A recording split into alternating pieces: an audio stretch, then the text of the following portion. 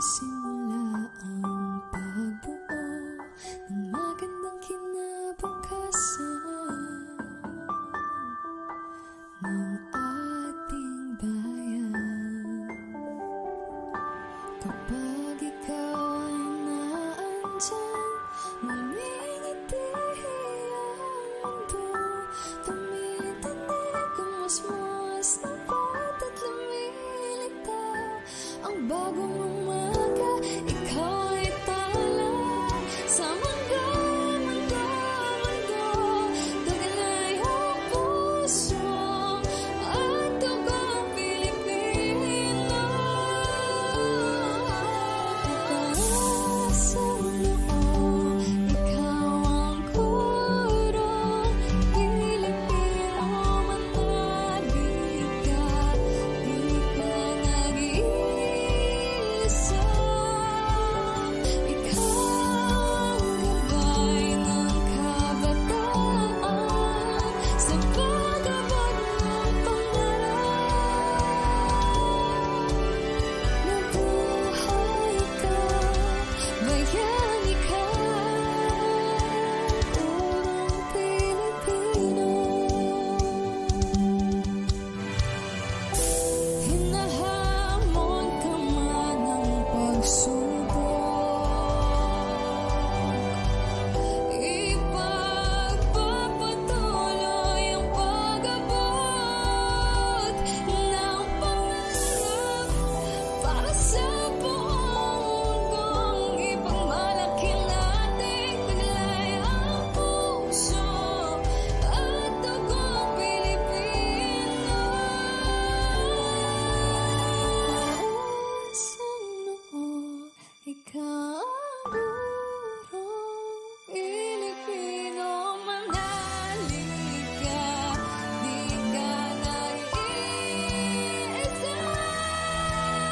Ikaw ang gabay ng kabataan sa pag-abot ng pangarap. Mabuhay ka, bayani ka, purong Pilipino. Sa noo, ikaw ang gurong Pilipino. Manalig ka, di ka nag-iisa.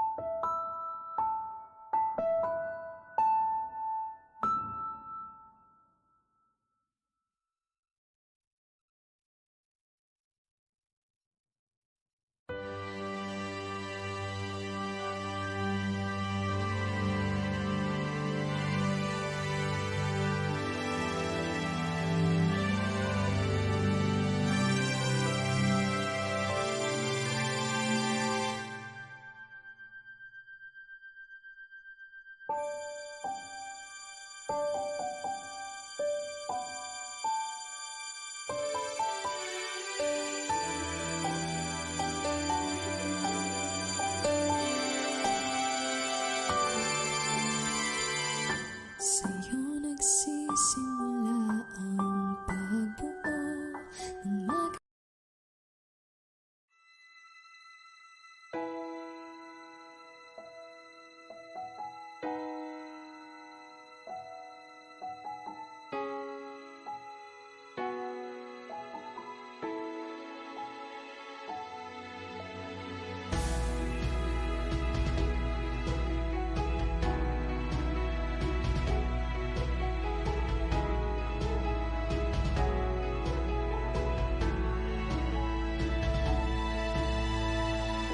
sa bawat butil ng pawis na aagos sa iyong balat. Sa bawat gabi, tulog mo ay di sapat. Di pansin ang pagod at hirap na tiyatsaga sa bawat sandali, sandali. Nais mong mapaghusay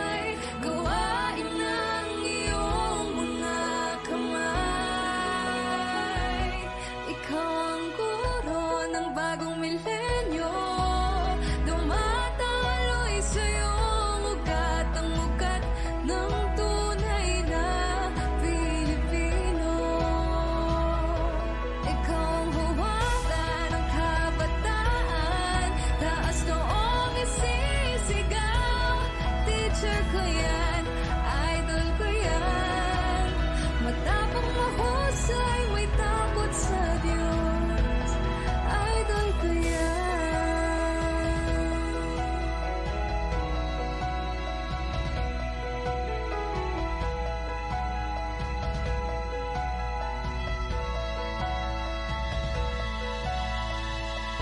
Sa taglay mong galing at husay, panahon ang pumanday sa maglayong ipakita. Ibang dating, ibang tatak, hilaga at timog silangan, kaluran kahit saan, di maiiwan.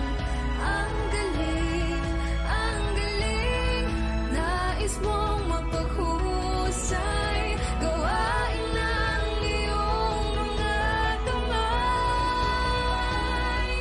Ikaw ang guro ng bagong milenyo, dumadaloy sa iyong ugat ng tunay na Pilipino. Ikaw ang huwaran ng kabataan, taas noong isisigaw. Teacher ko yan, idol ko yan. Matapang mahusay, may takot sa Diyos, idol ko yan.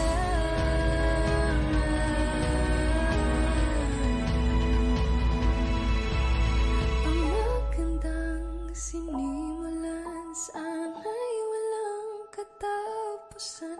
Sa tiyaga ng iyong kahapon, ang pag-unlad. Tuloy, tuloy, tuloy, tuloy, tuloy, tuloy.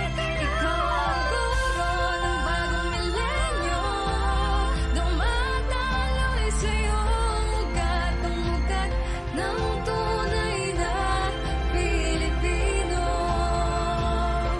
Ikaw ang huwaran ng kabataan, taas noong isisigaw.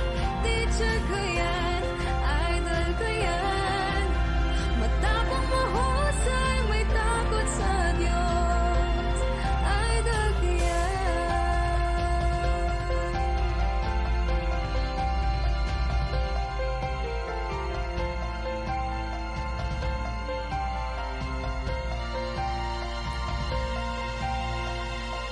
Sa bawat butil ng pawis, naaagos sa iyong balat. Sa bawat gabi, tulog mo ay di sapat.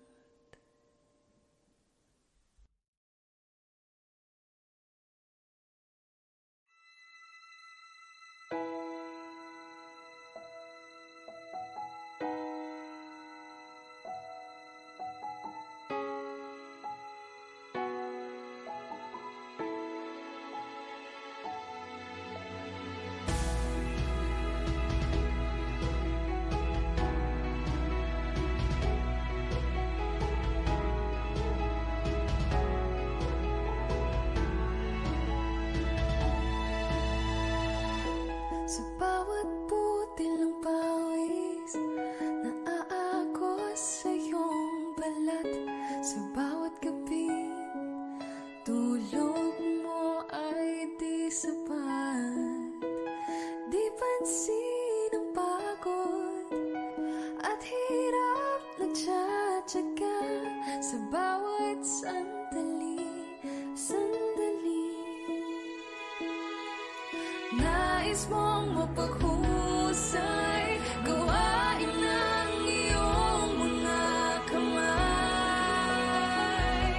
Ikaw ang guro ng bagong milenyo, dumadaloy sa iyong ugat ng tunay na Pilipino.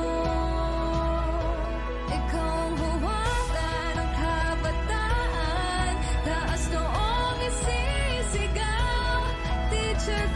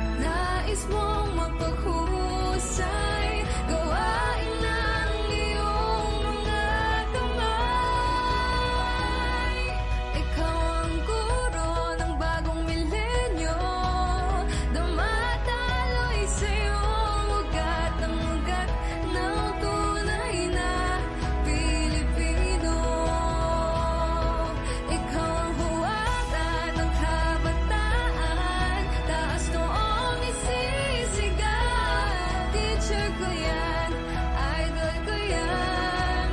Matapang mahusay, may takot sa Diyos, idol ko yan.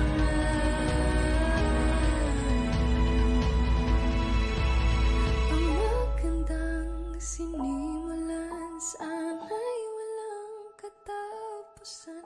Sa tiyaga ng iyong kahapon, ang pag-unlad. Tuloy, tuloy, tuloy, tuloy, tuloy. This August 3 to 5, 2022, we continue the advocacy in enhancing the competence of our Calabarzon teachers, with 22 divisions aiming to ensure an assessment-driven intervention. This is the second leg of Racas 2022. Catch us live via Racas YouTube channel and Racas FB group. This August 3 to 5, 2022, we continue the advocacy in enhancing the competence of our Calabarzon teachers, with 22 divisions aiming to ensure an assessment-driven intervention. This is the second leg of Racas 2022. Catch us live via Racas YouTube channel and Racas FB group. This August 3 to 5, 2022, we continue the advocacy in enhancing the competence of our Calabarzon teachers, with 22 divisions aiming to ensure an assessment-driven intervention. This is the second leg of Racas 2022. Catch us live via Racas YouTube channel and Racas FB group.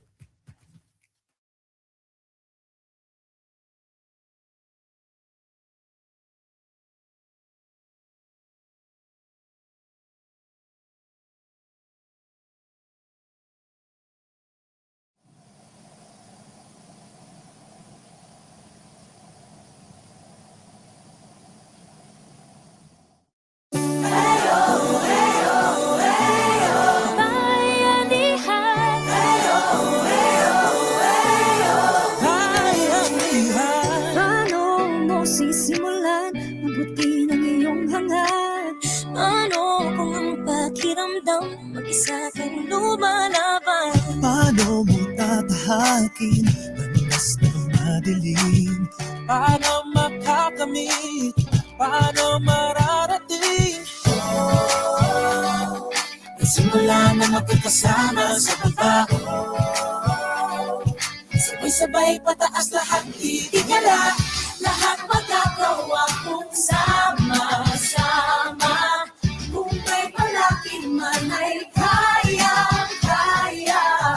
Mga pangarap nating hawa-hawa, isa-isang matutupad kapit kabayanihan. Eyo, eyo, eyo, bayanihan. Eyo, eyo, eyo,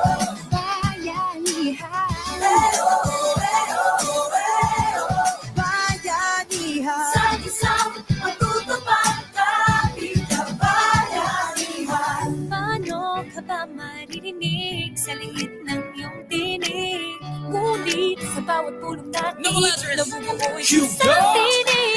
Pinas pataas, yeah, put it down. For my people on they hustle all around the world. Kahit English, kahit Tagalog, it don't matter what you speak, it's what's in your soul. And this flow, ilabas ang nasa puso. Let's fight to unite hanggang sa dulo. It's true though, alam ko, hirap ng buhay. Heto na, ang tunay na tulay. You know what it's like to fight for what's right. That feeling inside that you can't deny when you follow the light. Despite all the kryptonite that's around you, thank God you found you. Too blessed to be stressed, why settle for less when you can have the best and give the rest to those who are lost. We do this for the cause, not for the cause, but to spit the bars of the truth to the youth. Simula na magkakasama sa baba, sabay-sabay pataas lahat itigala. Lahat magagawa kung sama-sama.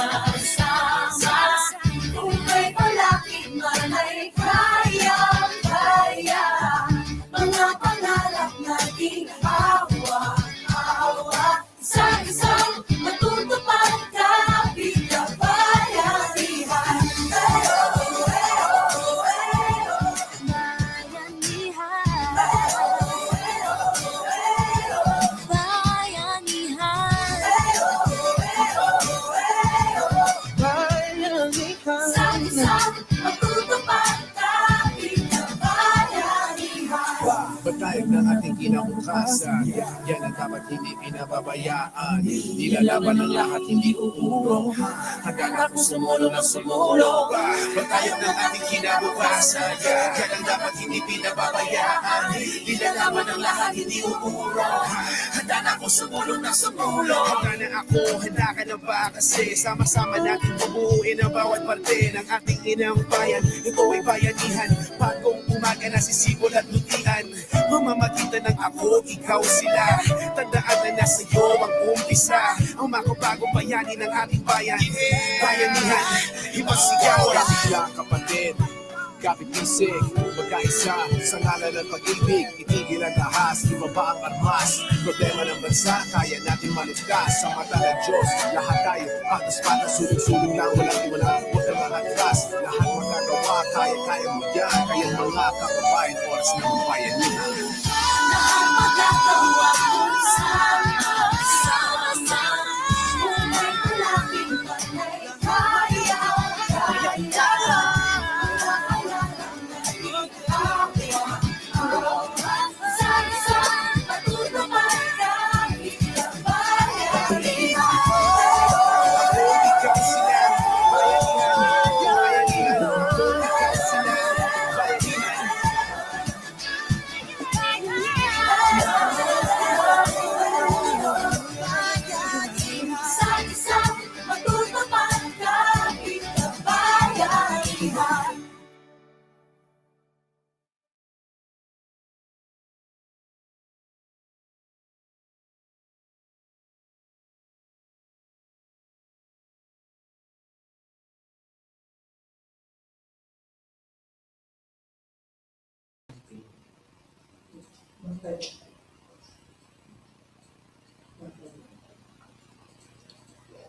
Great Wednesday morning, Calabar Zone. Last July, we were together as we enhance our skills on reading.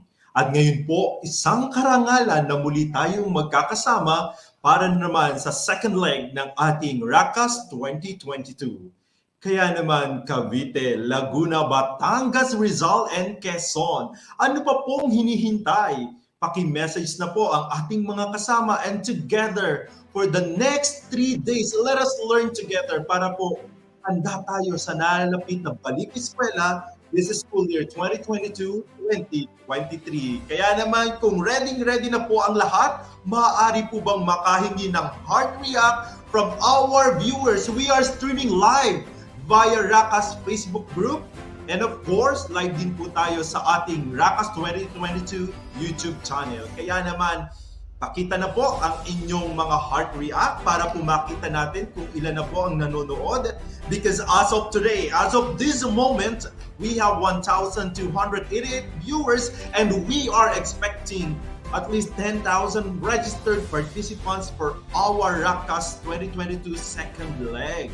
Kaya naman po mga kasama, ayan po, kindly reach out our co-teachers, inform them that we are now on the opening day of our second part of Racas 2022. At huwag din pong kalilimutang tumutok dahil last July may mga lucky winners tayo while viewing and streaming this episode of our reading. Malay nyo po, may surprise uli ngayon ang Racas, kaya naman po tutok lang palagi. Okay? Direct, can I have some comments from our viewers before we formally opened our second leg of Racas 2022? From Marisa Villa, good morning po from Felipe Calderon Elementary School, Tanza, Cavite. Hello po sa lahat ng mga taga-Tanza and mabuhay po kayong lahat. Good morning, participating from Quezon Science High School, SDO Quezon, Mary Grace Banal. Hello po Ma'am Mary Grace and good morning. Good morning, watching from SNHS SDO Dasmariñas City, Sir Eric Sestoso.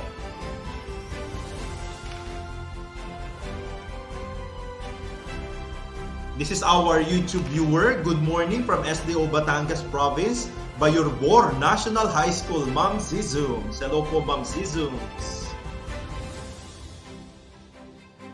From Ma'am Feli Aceres Emaas, good morning po, watching from Queens Row Elementary, SDO Bacoor City. Ang lakas makaano, no? Makaibang bansa nung pangalan ng school, Queens Row.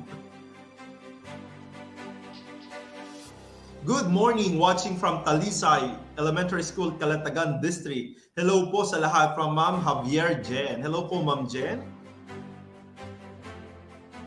Good morning po, watching from Pinagsibaan Integrated School, Rosario East District, SDO, Batangas City. And of course, binabati ko rin po lahat ng mga taga-division of Cavite Province viewing right now.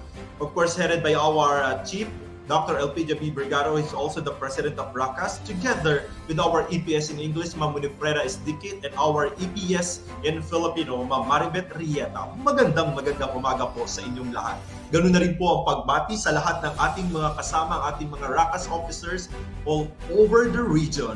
Magandang umaga po sa inyong lahat, and thank you so much for staging this kind of activity for our fellow Calabarzon teachers. Kaya naman tunay na sa Calabarzon, quality is a commitment and excellence is a culture.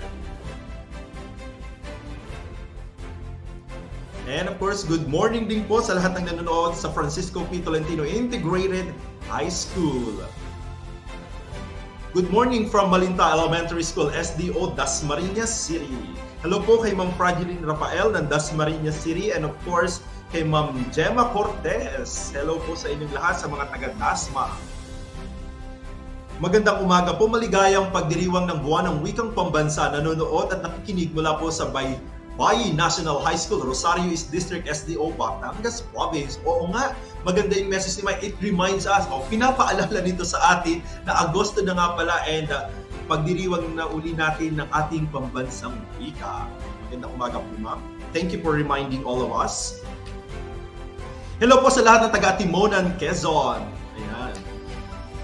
Hello po sa lahat ng mga taga-Lipa, SDO Lipa. Hello po sa inyong lahat, and of course, a good friend ang EPS po ng ating SDO po Lipa, Ma'am Peng Maripe Borsiga. Magandang umaga po, ma'am, ang ating EPS in English. Good morning po, watching from Apolinario Mabini National High School, Mabini District, SDO, Batangas City. Magandang umaga po sa lahat ng taga Batangas City o Batangas Province. Good morning po from Ligas 1 Elementary School, SDO, Bacoor, Cavite. Ayan, SDO ng Bacoor City, Cavite. Good morning, watching from Milagrosa West Elementary School, Carmona District, SDO, Cavite Province. Magandang umaga po sa lahat ng mga taga Carmona District. And of course, binabati ko na rin po lahat ng taga Tagaytay City District. Magandang umaga po sa inyong lahat, headed by our Public Schools District Supervisor, Ma'am Marcelita P. Salazar. Magandang umaga po, ma'am, at sa lahat po ng nanonood from Tagaytay District, kaway-kaway, pakigalaw po ng baso and comment down below. Good morning po, watching from SDO Cabuyao. Magandang umaga po sa lahat ng ating mga taga Cabuyao.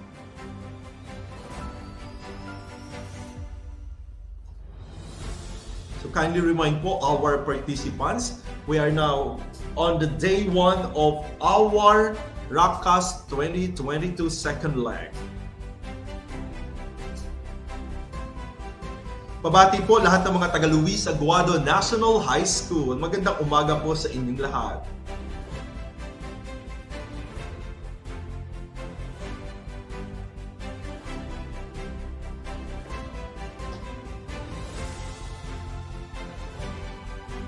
Good morning po, watching from Pantalan Elementary School, Nasugbu West District, SDO, Batangas Province. Again po, we are streaming live via our Racas group and of course our YouTube channel. Kaya naman, dear fellow Calabarzon teachers, kindly invite our fellow teachers to join us here now.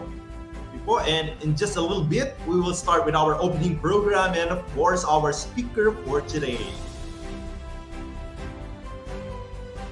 Good morning po, watching from SDO Batangas Province, Balok-Balok Elementary School.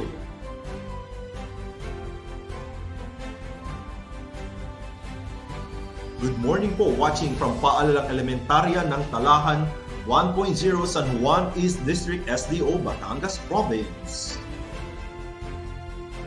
Good morning po, watching from SWA Elementary School, Mauban North, SDO, Quezon.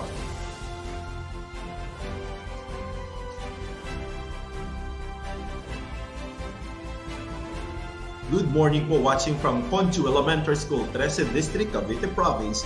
Maraming salamat po sa inyong greetings, and once again, I'm encouraging everyone to inform those registered participants that we are now streaming live via Racas FB group and YouTube channel. And to formally begin our opening program for this second leg of Racas 2022, I am inviting everyone for the singing of the Philippine National Anthem to be followed by our opening prayer and the Calabarzon March through this audiovisual presentation.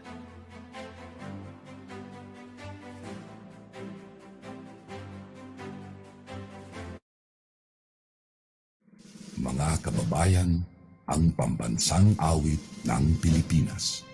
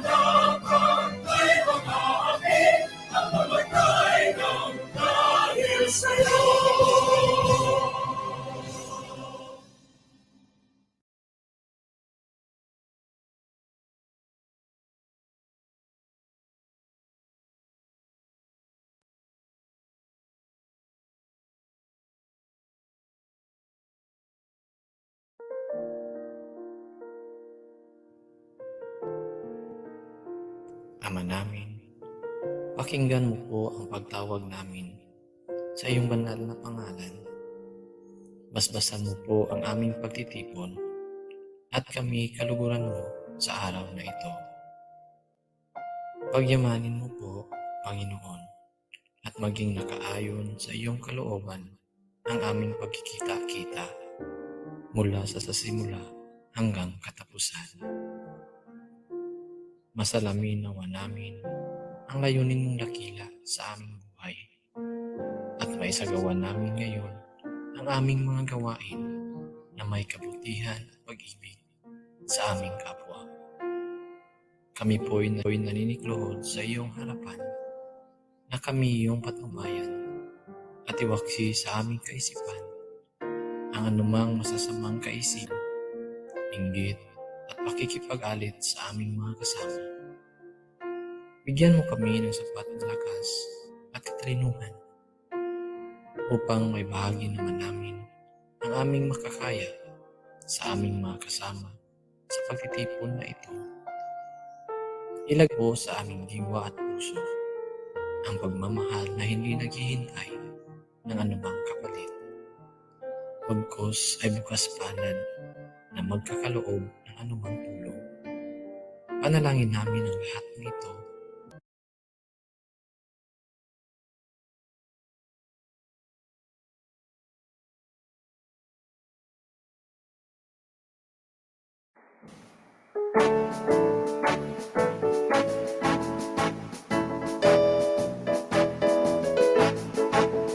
Dito sa Pino, Katagalugan, sumimulang bagong pangalan. Ang kaunlaran kay binis at masakana. Lahat kami may pagkakaisa sa pagkiinay, sama-sama mabuhay ang kalabarson sa habang panahon. Lalamig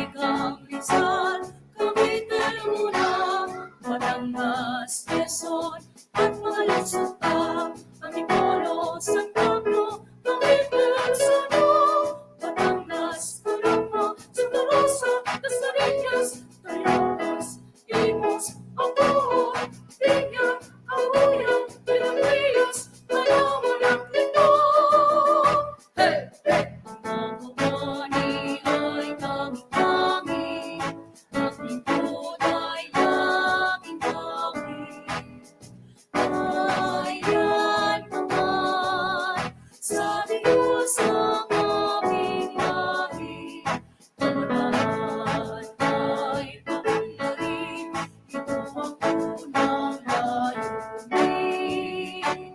Mabuhay ang Calabarzon, Calabarzon sa habang panahon. Nalaligang Rizal, Cavite, Laguna, Batangas, Quezon, at mga lungsod pa, Antipolo, San Pablo, Cavite, Rizal, Batangas, Calamba, Santa Rosa, Las Marinas, Ayabas, Imus, Bacoa, Piña, Cabuya, Pinagrias, Tanawan at Lindol. Hey, hey! Dito sa Pino, Katagalugan, sumibo ng bagong pangalan. Ang kaunlaran kay bilis at masagana, lahat kami ay magkakaisa, sa ngiti ay sama-sama. Mabuhay ang Calabarzon, Calabarzon sa habang panahon. Mabuhay ang Calabarzon, Calabarzon sa habang panahon. Mabuhay!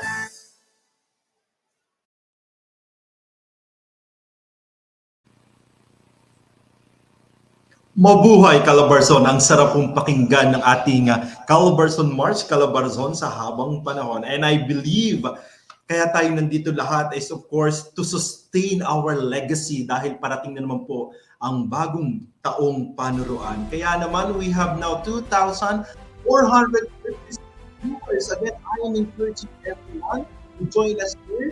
We're streaming live via Facebook group ng Racas po, and of course our Racas YouTube channel. Okay po? And we are on our second leg. That is a reminder to all our viewers. Kindly inform our participants. Baka po may mga kakilala kayo dahil ang iba ay baka busy na sa kanilang pagbebrigada, which I believe is also an equally important event as we prepare for another school year. But of course, let us not forget that it's also important to enhance ourselves, lalo na po sa napakahalagang mga talakayan na inihanda ng Racas sa atin this second leg. And speaking of Racas, hindi po makukumpleto ito kung wala ang ating mga opisyales na pinag-aralan at binusisi ang ihahain sa inyo ng mga talakayan. Kaya naman, pakinggan po natin ang welcome remarks on behalf of the Racas, ang ating Racas President, wala pong iba na CID Chief of Cavite Province, Dr. Elpidio B. Bergado.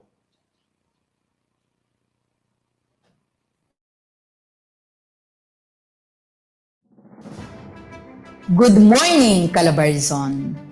The Regional Association of Communication Arts Supervisors salute our Calabarzon teachers for joining us in this timely and relevant activity. At the core of this virtual workshop are the learners as the primary reason why we aspire for professional development.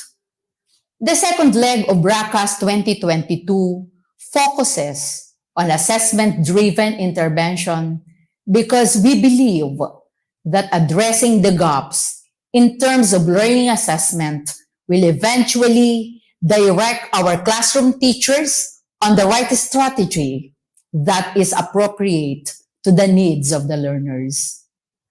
As you listen from our experts in the discussion of the topics, may the session also allow you to reflect on your practices as a teacher. Be reminded that with technical knowledge on assessment, we can contribute meaningfully to Region 4A Calabarzon in the attainment of its objectives. Mahalaga rin na maunawaan at mabigyang pansin natin na ang pagtataya ay hindi sa numero lamang nakabatay. Hindi ito nagtatapos kapag nailahad na natin sa mga magulang ang grado ng kanilang mga anak. Tingnan natin ito sa paraang holistiko, kung paano ang pagtataya ay magiging basihan ng pagpapasya na may kinalaman sa mas malalim na pagtugon sa pangangailangan ng mga bata. Sa ganitong paraan, mas mapag-uugnay natin ang proseso ng pagkatuto ng ating mga mag-aaral. The challenge is never easy, but with the help of Racas, through this kind of training, we are optimistic that as one region where excellence is a culture and equality is a commitment, we can develop globally competitive learners. In doing so, let us fully embrace this kind of activity. Some may argue and might hesitate because you should be enjoying your short vacation. But having you here today in our virtual platform is already a testament that the Department of Education can always rely on Calabarzon teachers. Kaya naman tanggapin ninyo ang aming pasasalamat at binigyan nyo ng pagkakataon ang Racas na makapagbahagi sa inyo at maging kasama ninyo sa patuloy na paglinang ng inyong kakayahan bilang gurong Pilipino. This coming school year 2022-2023, we will embark on a new journey. Aside from the new leadership in our department, face-to-face classes is also on its full implementation. I hope that through our 2 workshops, Racas was able to help you in preparing for this another holistic phase in our education sector. The association is confident that with right application of the concepts and theories in your local context, we can bring out the best from our batang Filipino. With this, thank you very much, my fellow teachers, and salute to your strong commitment. Mabuhay ang bawat gurong Calabarzon!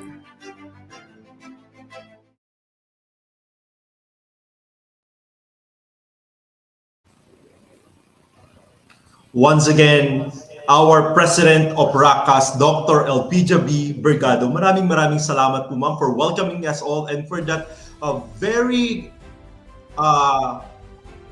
good message that is really on point as we prepare for another school year. Indeed, Racas is a big help for all of us. Noong July pa lamang po, marami nang natutunan ng ating mga participants when it comes to reading.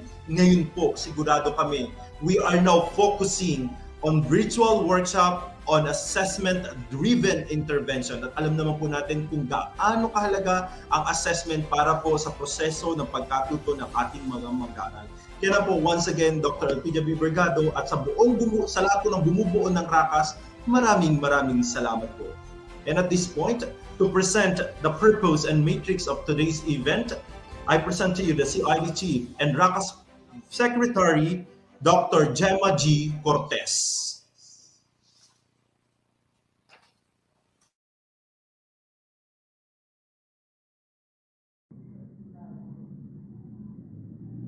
COVID-19 pandemic has brought ill effect to education landscape. And now that we are traversing to a post-pandemic era, lots of intervention and recovery plans should be taken into consideration. One of the very crucial aspects right now is the learning of the students. Taking into account the different learning modalities during pandemic, where there is no physical interaction between teachers and learners, it brought lots of apprehension on the part of the teachers. That is why Racas, in partnership with DepEd Region 4A Calabarzon, have thought of this kind of training to really address the learning gaps through this virtual seminar workshop. In an effort to support and guide our teachers, this webinar particularly aims to develop and implement recovery plans and scholastic activities for all learners in all key stages to reinforce assessment-driven intervention specific to the gradual transitioning from distance learning modality to limited face-to-face modality. So, with that, I wish you all good luck. Take the most of this training para sa bata, para sa bayan.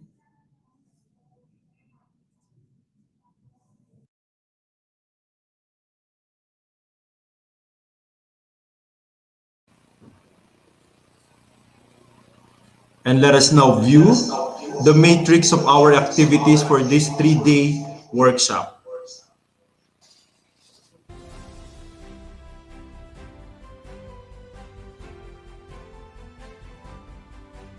Regional Virtual Workshop on Assessment-Driven Intervention.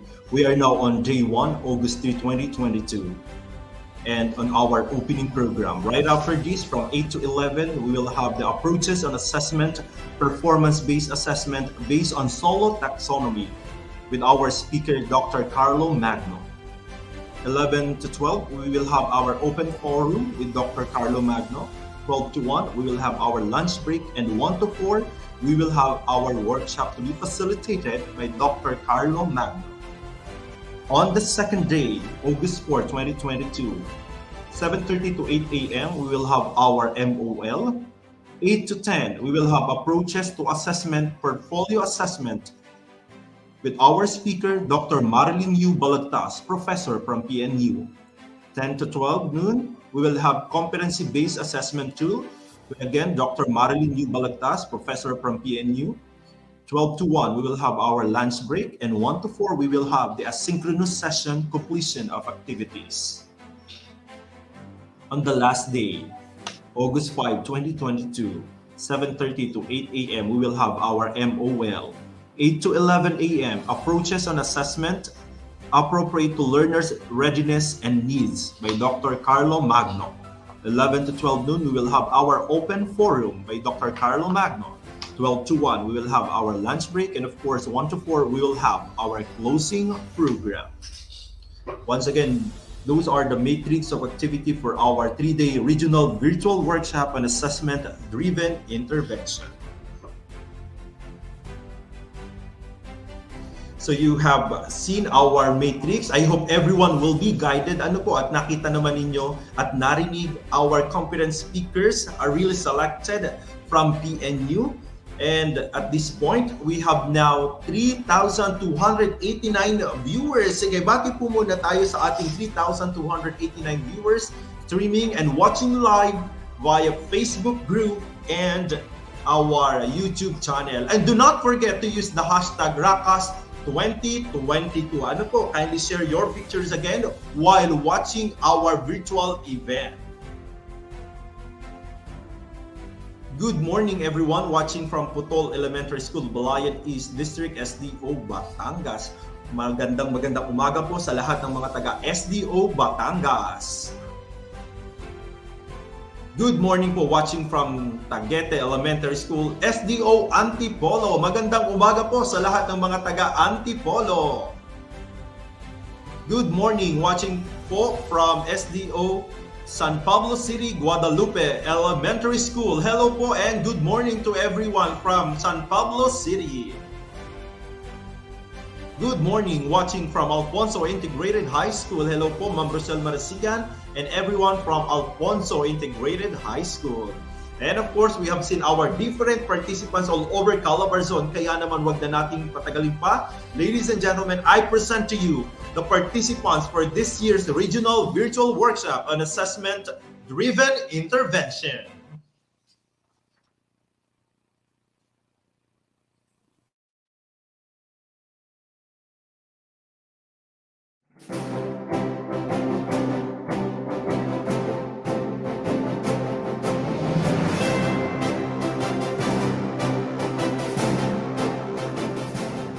The region where excellence is a culture and quality is a commitment. This is Region 4A Calabarzon, comprised of 22 strong divisions.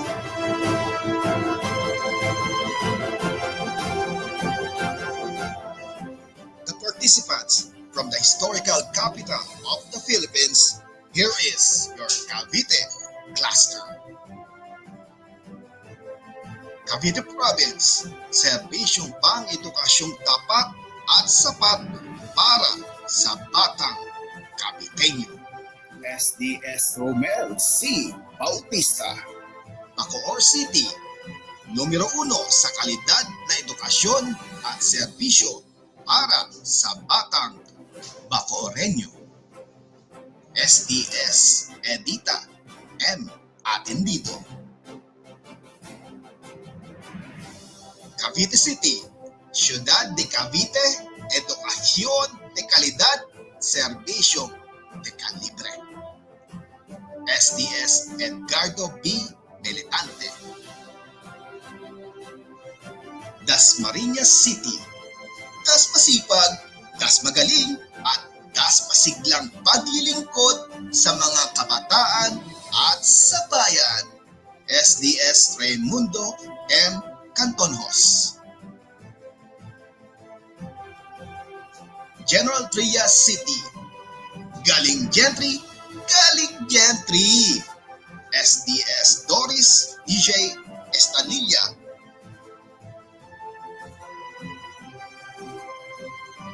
Imus City, sa Imus, importante ka. Ikaw ang bida. Hindi obligasyon, kundi dedikasyon. SDS Rosemary D. Torres. Known as the Resort Island of the Philippines, the participants from the Laguna Cluster. Laguna Province, Lumalagong, Laguna. SDS Marites A. Ibanez. Binyan City, sa lungsod ng Binyan, kabataan at edukasyon ang kayamanan. One mind, one heart, one direction. SDS Edna Faura Agustin. Cabuyao City, iisang puso tayo para sa batang Kabuhenyo. SDS Heriberto Jose D. Miranda. Calamba City, una sa lahat serbisyong tapat at karapat-dapat. SDS Girly Ilagan. San Pablo City, Independent San Pablo City, we reach, we serve, we care. SDS Daisy Z. Miranda.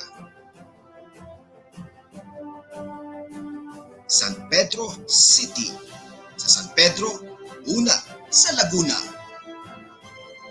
SDS Lourdes T. Bermudez.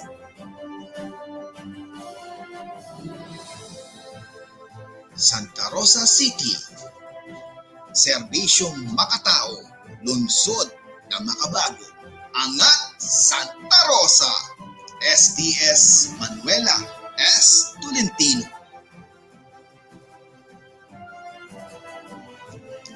Here comes the cradle of Nobel heroes, the Batangas Cluster. Batangas Province, rich Batangas, simply wonderful. SDS Marcel M. Ibardome. Batangas City, accelerating learners' achievement with excellence and humility. Alae, SDS Felizardo O. Bolaños. Lipa City, sa Lipa, numero 1 ang batang Lipeño. SDS Homer N. Mendoza. Tanawan City, one whole division with one vision. SDS Rogelio F. Opolencia. Let us meet the participants from one of the provinces in the region that is abundant with natural wonders and artistic attractions, the Rizal Cluster.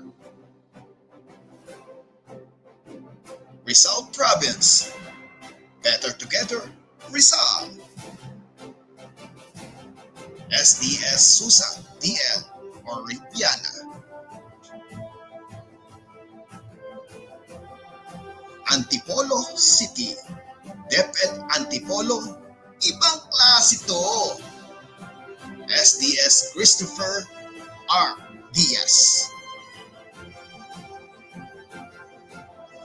Lastly, we have the participants from the land of 1,000 colors, a cluster of Quezon Province. Quezon Province, creating possibilities, inspiring innovations. SDS Elias A. Alicaya. Lucena City. Sa SDO Lucena, edukasyon ay una, kultura ang disiplina, Lucenahin, angat ka. SDS Hermogenes M. Panganiban. Tayaba City. Tayabasin ako, magiting ako. SDS Natividad P. Bayubay. 5 provinces, 22 divisions, 1 region. This is Calabarzon sa habang panahon.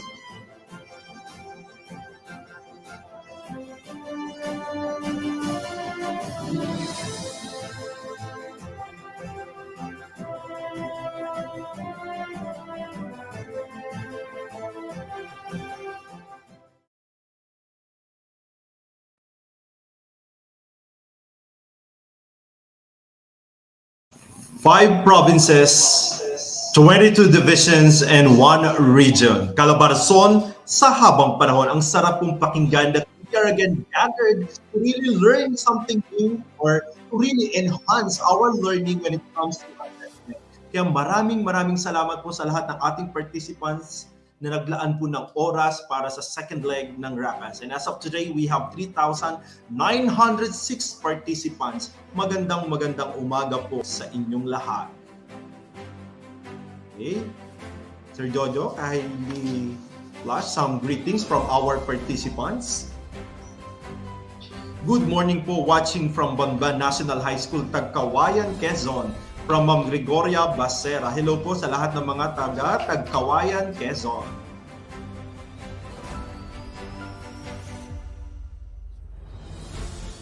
Good morning po, watching from Bukal Elementary School, Padre Garcia District. Hello po sa lahat ng mga taga Padre Garcia.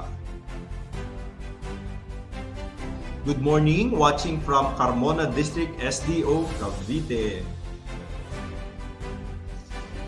Hashtag Calabarzon sa habang panahon, watching from Silang Cavite from Sir Roderick Belen. Siya po isang YouTube viewer.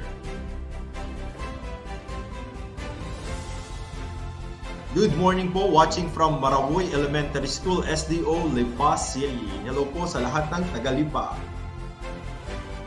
Good morning po, watching from SDO Calamba, Calamba Integrated School. Hello po sa lahat ng ating mga kasama from the SDO Calamba. And at this point, we will see the message of support from our Chief CLMD from DepEd Calabarzon, Sir Hob S. Zape Jr.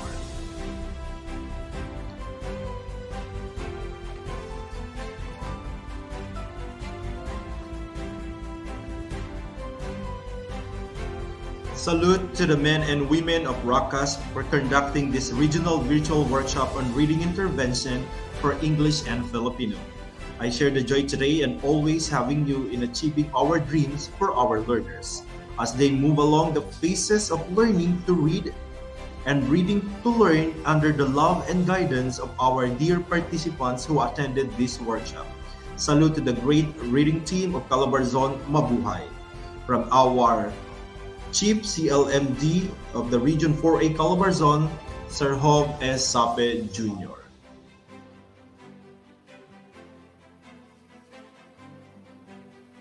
And of course, a little later po, makikilala natin ang ating mga speakers. Makakasama po natin si Dr. Marilyn Yu Balagtas from the Philippine Normal University, and of course, Dr. Carlo Magno, Board Member, Philippine Educational Measurement and Evaluation Association. Sila pong dalawa ay pakikilala natin as we go along with our discussion. Ano po? So we have two really great and competent speakers for this training. Kaya naman, i-remind na po ang ating mga kasama who registered for this event. Because we only have 4,000 viewers and we are expecting 10,000 viewers for our Racas, second leg of Racas for regional virtual workshop on assessment-driven intervention. So before we formally proceed to the session proper, I present to you the memory lane of Racas 2022.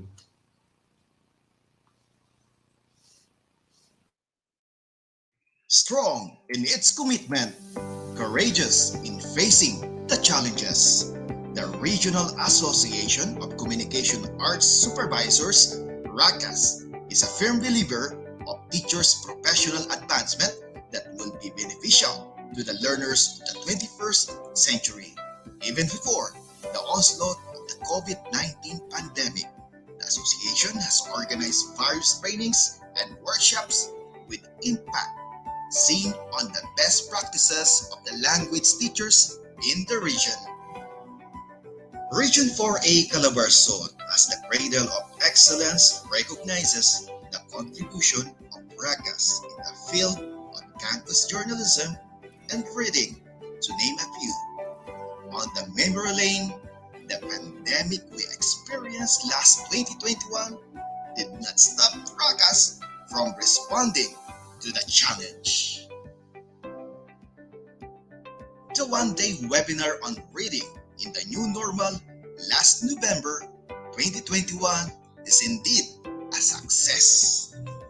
A total of 22,883 participants were registered on the activity from the 22 divisions of the region. The live streaming of the said event reached 37,000 views. A short virtual encounter that highlights the importance of integrative assessment, integrating content and intervention through differentiated reading instruction became a timely topic that helped teachers in responding positively to their diverse learners. Year after year, Racas will remain strong in its commitment, courageous in facing the challenges para sa batang Pilipino.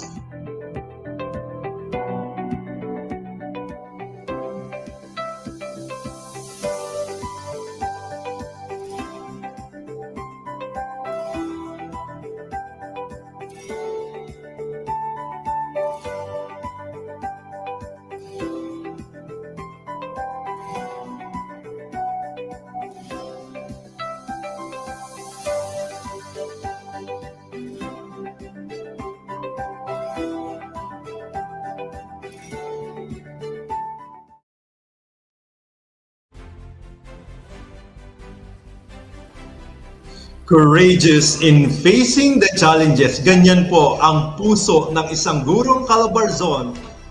Kaya kung ganyan din po ang inyong nararamdaman, pwede bang makahingi ng maraming heart react? Are you courageous enough para po harapin ang bagong hamon ng ating virtual training and of course na magagamit natin sa bagong taong panuruan? Sige nga po, patingin ang inyong heart react and kindly share your comments down below. Comment lang po tayo. Let me see.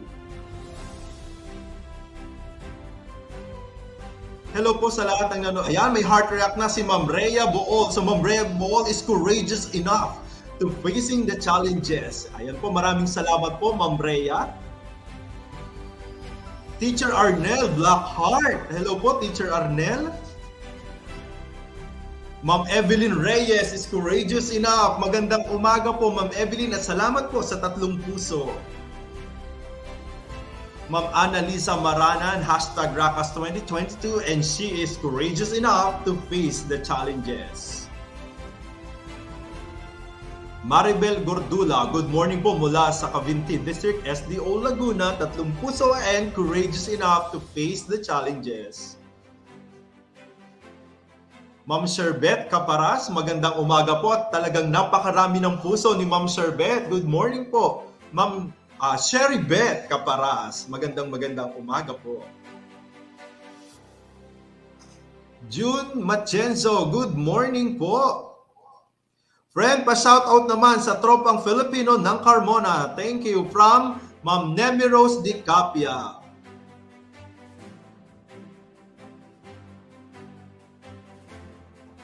Okay, so wag po tayong malilito. Once again, we are on the second leg of our Racas 2022 and our focus this time is on Regional Virtual Workshop on Assessment-Driven Intervention. Last July po ang reading and today we are now focusing on assessment. Kaya naman at narinig niyo po kanina sa ating matrix, ihahain sa atin ang solo taxonomy. Kaya naman napakahalaga po ng ating virtual workshop this time.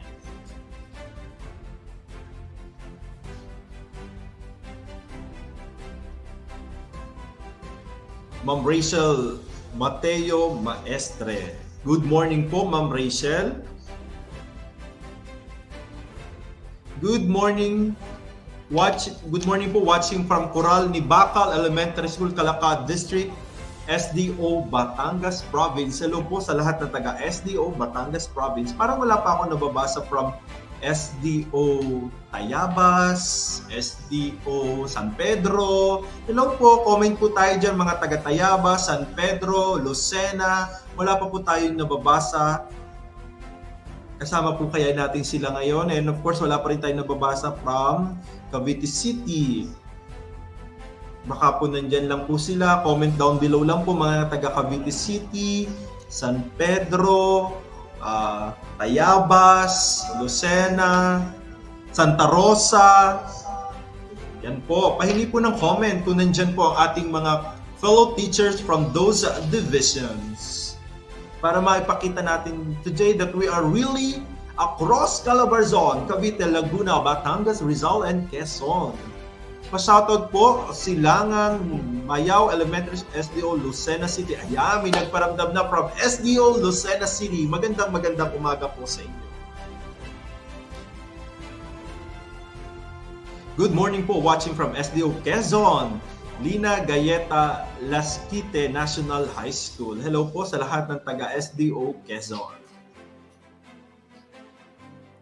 Good day po, watching from SDO Calamba City. Yan, magandang umaga po. Again, do not forget to share and of course, use our hashtag. Mag-grab na po kayo ng pictures ninyo while watching our event and use the hashtag Racas 2022. Good morning po, watching from Gibanga Elementary School, Tayabas City. Hello po sa lahat ng mga taga Tayabas. Ayan, may nagparamdam na po from Tayabas. Magandang umaga po.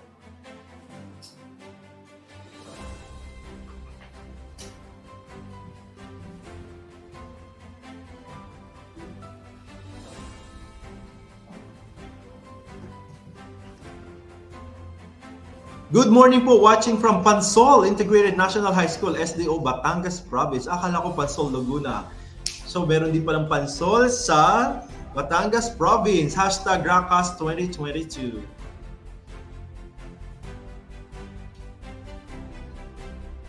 Watching from SDO San Pedro Langgam Elementary School. Hello po and good morning. Sige nga po, comment down below what are your expectations sa ating pong session this time. Sige nga po, kindly share it with us. Ano po ang inaasahan ninyo? What are some of your expectations as we go along with the discussion of our really great and competent speakers for this 3-day virtual workshop, regional virtual workshop? Yeah, direct, kindly hanap tayo dyan na mag-share ng kanilang expectations.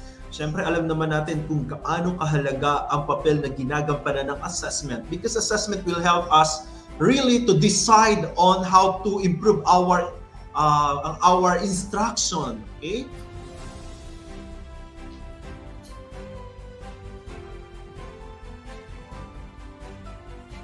And of course, habang naghahanap si Direk, good morning sa lahat ng ating TWG, ang ating tropang puyat.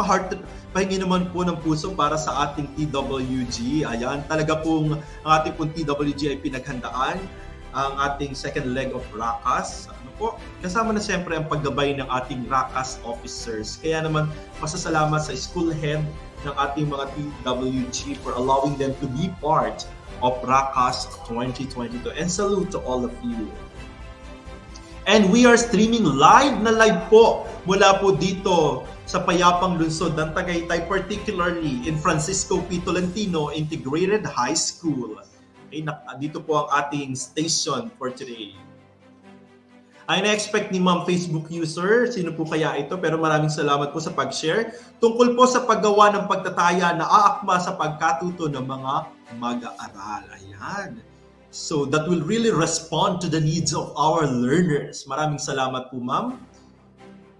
How to construct test using solo taxonomy from Marites Salasbar. So maganda rin yung ina-expect ni ma'am kasi nga one of the topics is about solo taxonomy and Sir Carlo will really help us paano ba natin i-address ang choices lalo na when it comes to solo taxonomy. So sige ma'am, sigurado ako matutugunan yan ni Sir Carlo. Hashtag Racas 2022, I'm expecting a more comprehensive, ang ganda ng term, comprehensive guide on how to assess the reading skills of our learners in senior high school from Tala Senior High School, Nasugbu East District, SDO, Batangas Province. Maybe ma'am, you could also review the virtual workshop last July, particularly on reading.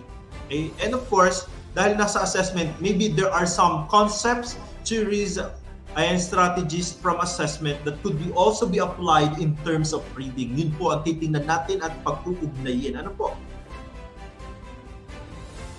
I expect to learn the effective way of designing assessment for our diverse learners.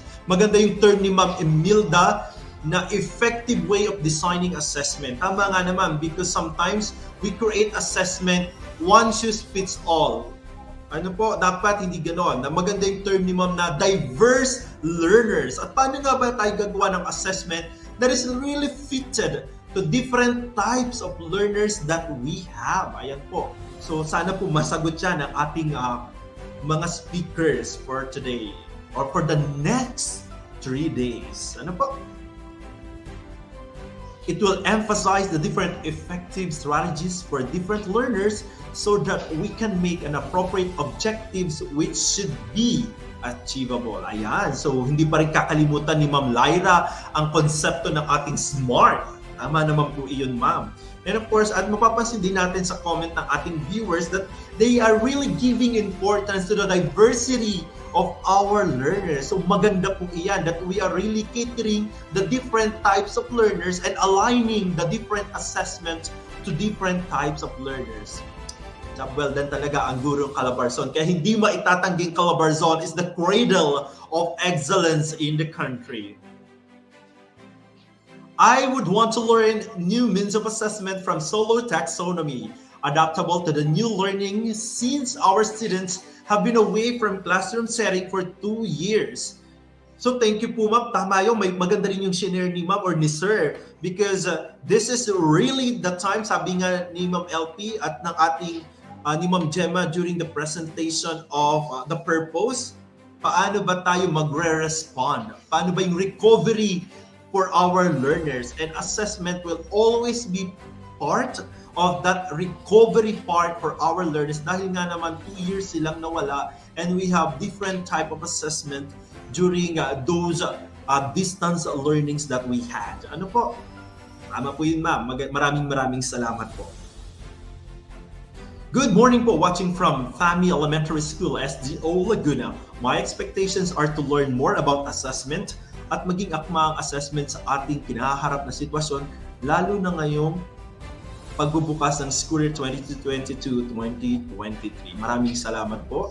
And I believe na sa ating DepEd order on the calendar of activities for 2022-2023, there is a statement there na ibabalik na po yung dating practice natin when it comes to assessment. And let us see what will be the process. Ano po? And because we are really going to learn from our speakers. Kaya naman maraming salamat po, Racas, para po sa gawain ito. We have now 4,571 viewers.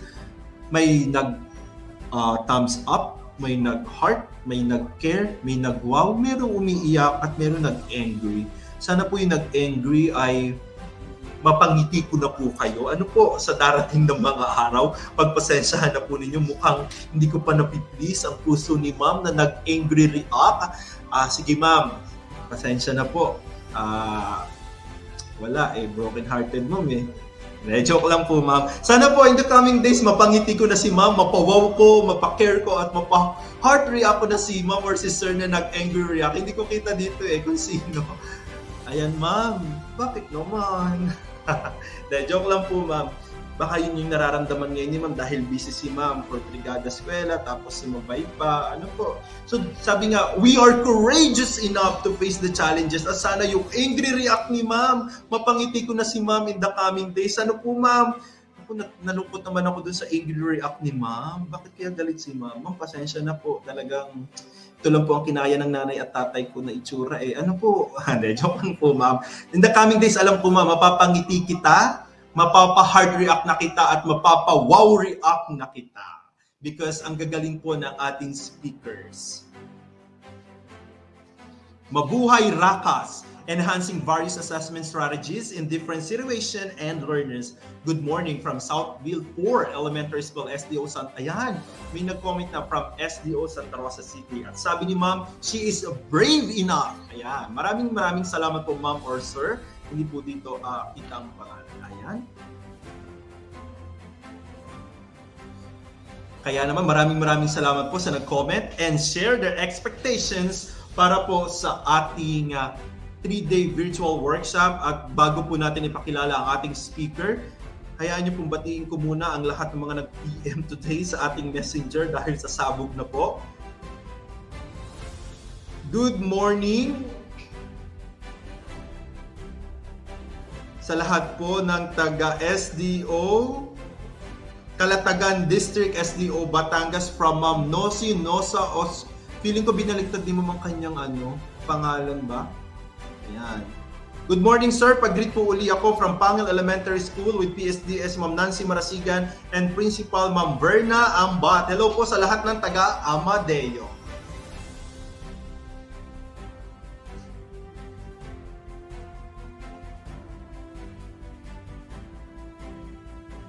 Kaya naman, huwag na po natin patagalin pa. Calabarzon, malugod ko pong ipinakikilala ang ating first speaker through this audiovisual presentation.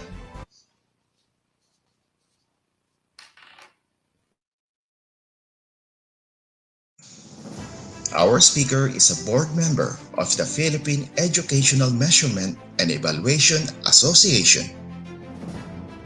He is the founder of the Center for Learning and Assessment Development Asia. His specialized area is on measurement, evaluation, and the analysis of test data, particularly that of item response theory. He was trained in structural equations modeling in Freie Universität in Berlin, Germany.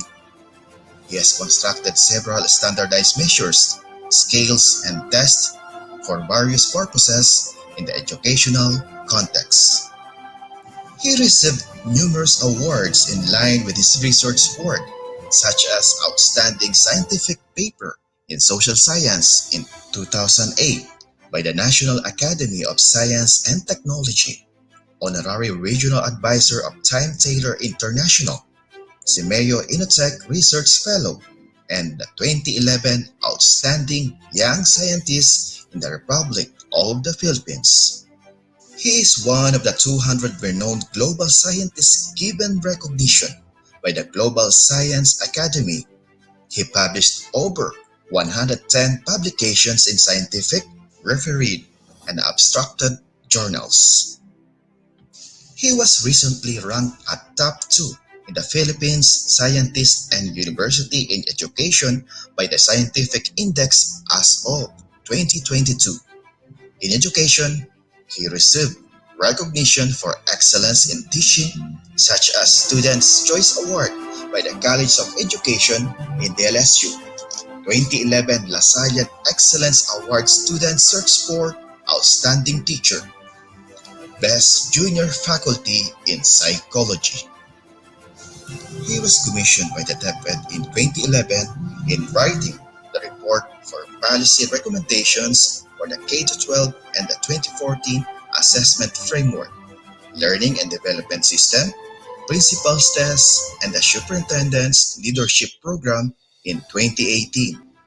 He is part of the Commission on Higher Education's Technical Working Group on developing the framework and policy for flexible learning deliveries.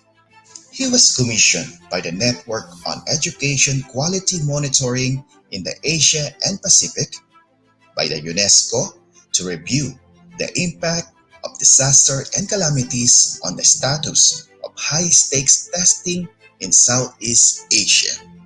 He was the deputy team leaders of the EdTech solution for the last mile schools for the DepEd implemented by the Asian Development Bank.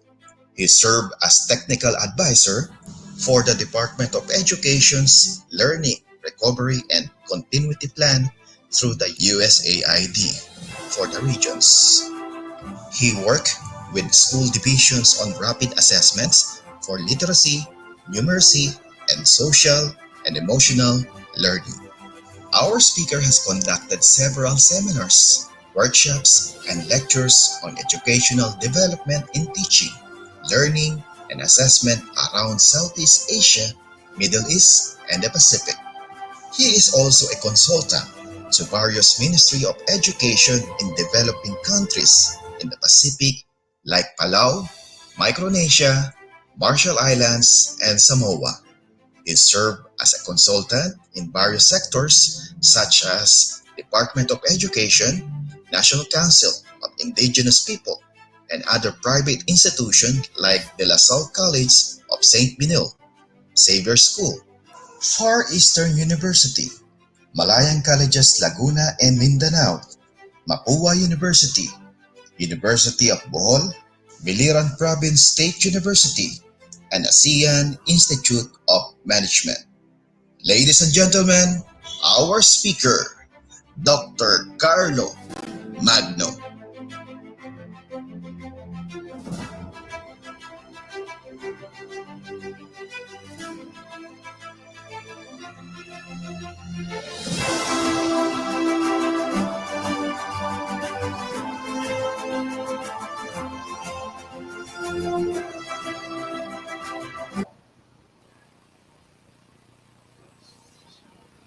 Once again, Calabarzon, our resource speaker, Dr. Carlo Magno.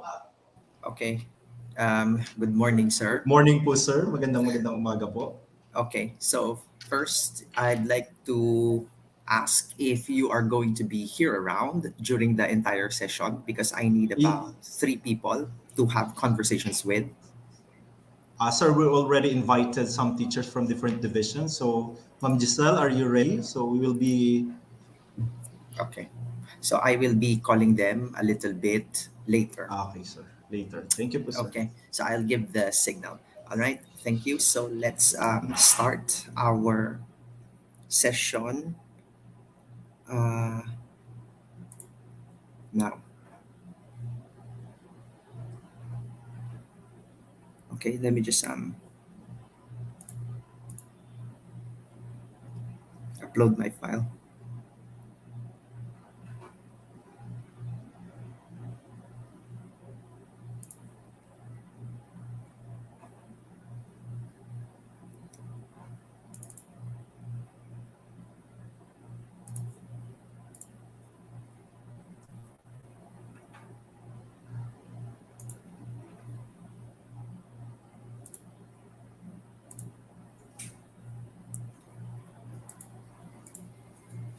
Okay.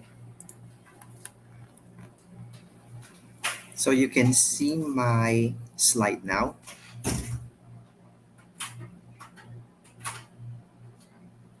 Okay. You can see my slide po.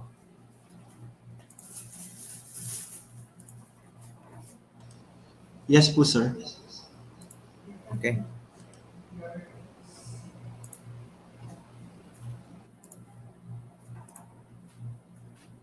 Okay. So my slides are being shared. All right. So for this particular session, we're going to talk about approaches on assessment that is appropriate to the learner's readiness and needs. Okay, let me actually begin with the regional memorandum that was provided for the Calabarzon.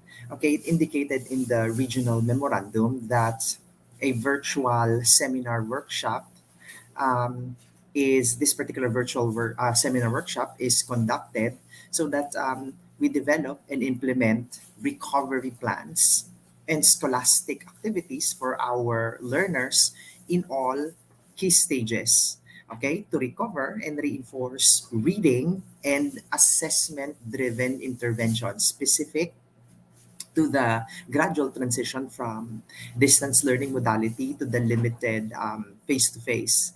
So, what we are going to focus more here is how do we actually conduct and make our assessment that is driven towards intervention to help our learners more.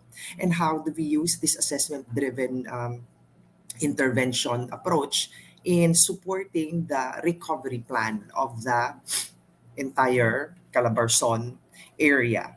So it means to say that we use assessment driven interventions as one of the key components every time that we make recovery plans. And making of the recovery plan is actually supported by DepEd Order 34 series of 2022 that the regions, okay, in preparation for the classes needs to implement learning recovery and continuity plans, okay, in order to catch up with some of the learning gaps and learning losses encountered by our learners across the 2 years of different modalities that were not accessible for them.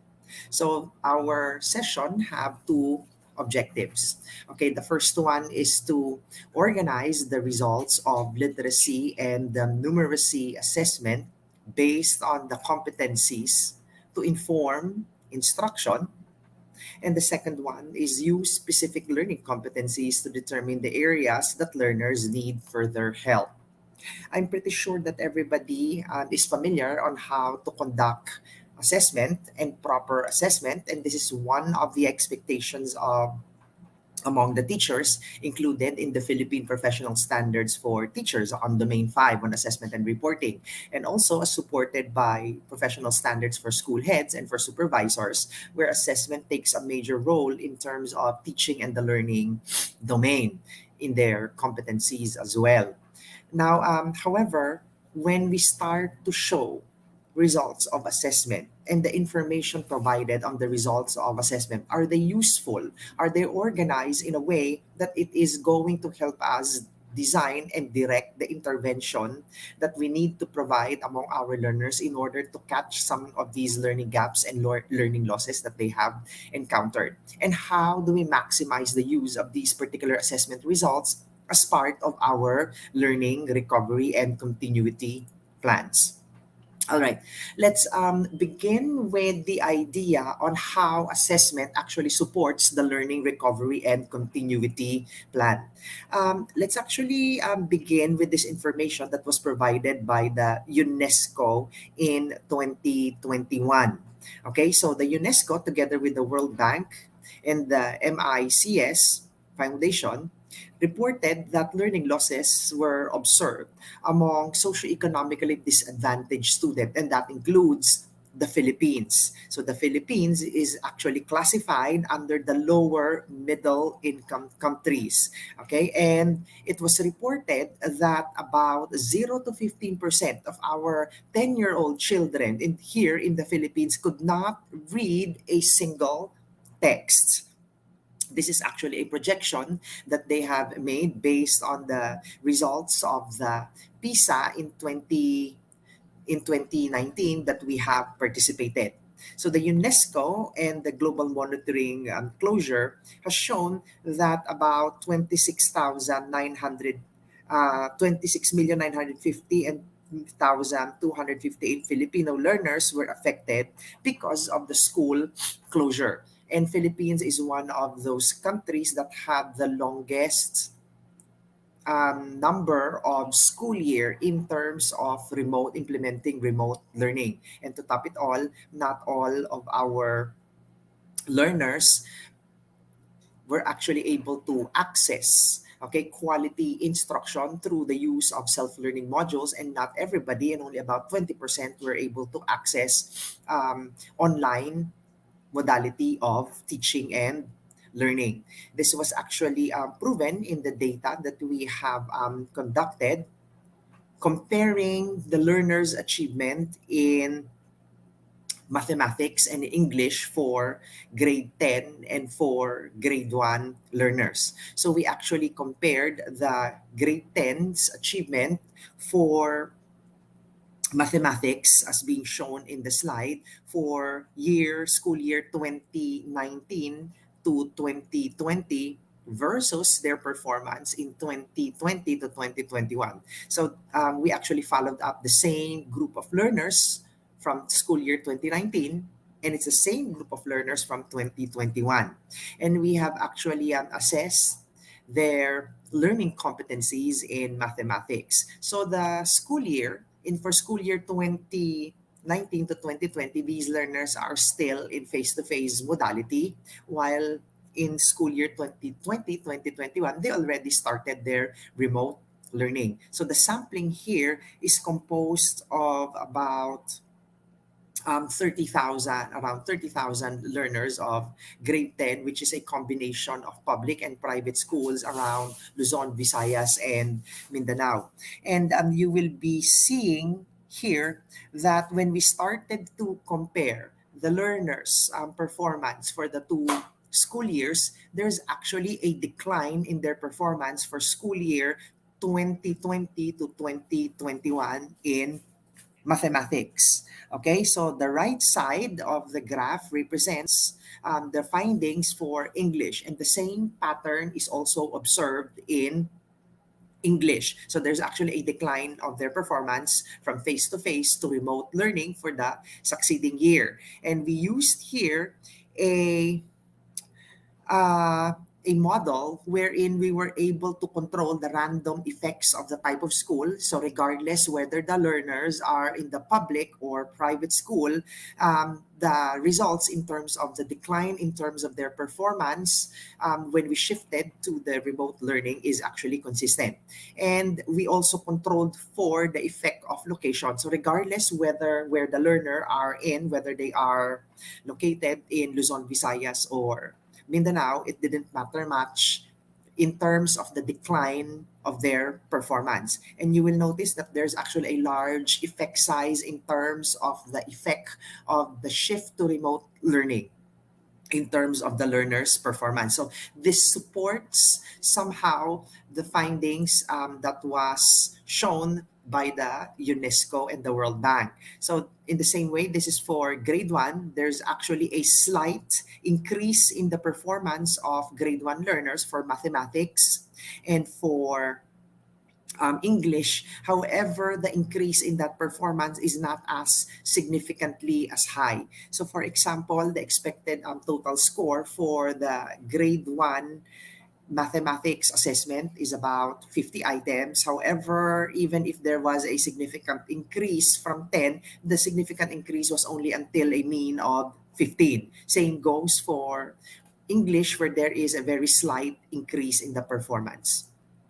Okay, now, then we also look, aside from looking at the learning competencies of the learners, we also looked at the status of literacy among our learners around different regions in the Philippines. So we began with Region 5. So we assessed the reading skills of grade 1 to grade 3 through the ABC Plus project of the United States Agency for International Development, or the USAID. And we found out that, for example, in grade 1 literacy, about 65% of the grade ones literacy in English they are still in the full refresher. So when you say they are still in the full refresher, these learners are non-readers. The one in the yellow bar means that they are in the light refresher, meaning to say they could recognize some alphabet. The blue bar here, meaning that they are in the moderate refresher or they can already give the sound of letters. And the green bar here, meaning to say that they can recognize words. So very few of the learners can recognize alphabets, the sound, and read words, and about 65% of learners in Region 5 are still non-readers in English. The same pattern occurs for Filipino and other native languages. It was consistent that about 50 to 65% of the learners are non-readers for Region 5. Same goes for the other native language that they have. All right. So for the National Capital Region, we actually used a different tool. So we called it the Rapid Literacy Assessment for English and for Filipino. So we assessed here, okay, whether the learners can actually have reach full reader level. Okay, so you will notice here that there are blue bars, okay, and the blue bars are actually the percent of learners. So there is about 70,000 learners that we were able to assess in the National Capital Region from different schools. So there's about 1.87% of the learners who are still non-readers. So when you say non-readers, these are the learners who could not identify the alphabet. So we showed them a particular list of alphabets. We pointed to a particular letter and they could not identify any. And about 1.87% of the grade 2 learners could not identify alphabet. If we will be going down into grade 1, okay, and kindergarten, the bar for non-readers is increasing until about 50% of our learners. For kindergarten, about 60% of our learners are still non-readers. And then we also classified these learners as beginning readers, and there's about 13.57 of them. So when we say they are beginning readers, these are the learners who can identify letters and give the sound of these letters. And about 23.81% are emerging readers. So when you say emerging readers, these are the learners who can actually blend sounds and recognize words, and they can read the sentence with fluency. So they are emerging readers. And about 23.49% are already full readers, meaning to say they are able to read a text composed of about 3 to 4 sentences, and they are able to answer questions about the text, so with comprehension. So if you combine the non-readers, the beginning readers, and the emerging readers, these three groups of learners in grade 2 are still considered to be not reaching the full reader scale. So if you add up the 23.81, the 13.57, and the 1.87, you still get about half of the grade 2 learners in the NCR who are still not reaching a full range of reading skills. And only about 50%, half of the learners are full readers, and the 37.27% can actually read and write. So these data supports the report provided by the World Bank and the UNESCO. Okay, same goes for Filipino. There's only about 10% increase for learners who are full readers and can read and write in Filipino, and about 30% of these learners are still not reaching the full reader range of literacy skills. Now, in terms of numeracy in the NCR, we also provided a rapid numeracy assessment that is composed and aligned with the most essential learning competencies. So the learners here were provided numeracy task assessing their fundamental numeracy skills on counting, place value, fundamental operations, geometry, statistics, and measurement. And then the learners are actually placed on 8 numeracy stages. And the highest stage that they should be able to reach in numeracy is stage 8. So when they reach stage 8, it means to say that these learners are able to master already the fundamental numeracy skills. So when you say fundamental numeracy skills, these are the important skills that a learner needs to have in order to become successful with the other learning areas and to become successful with the other content and learning competencies in our mathematics curriculum. So you will notice that only 9.57% of the grade 2 learners in the NCR are able to reach stage 8. So what do we call them if they are in the stage 8? So these are the learners who can advance in terms of their skills on proportional part whole relations. Okay? There are also very few who are in the higher stages, such as stage 7, stage 6, and stage 5. And majority of these learners are in stage 4, meaning to say they are in the advanced counting stage, meaning to say that these learners can actually count objects, can skip counting, and can do backwards counting as well. So majority of the grade 2 learners are reaching only stage 4. It is expected that because these are fundamental skills and numeracy, they should all be reaching stage 8. Okay, so when you say stage 4, this is where majority of the learners are. Majority of these students actually uses counting on or counting back to solve simple addition and subtraction problems. Okay, so there's a specific interpretation and what skills they can do and what skills they could not do for a particular numeracy stage. Okay, so here are the descriptions if they go further into the other skills. Okay. Now, given these particular results in literacy and numeracy, so if we will be looking back again in Region 5, about 65% of the learners, okay, are still not able to read in English, and about 50% of the learners are still non-readers in terms of the Filipino. In NCR, about 50% of the grade 2 learners, 60% of the grade 1, and 65% of the kindergarten learners are still non-readers and they're not reaching a full range of reading skills, not including the comprehension.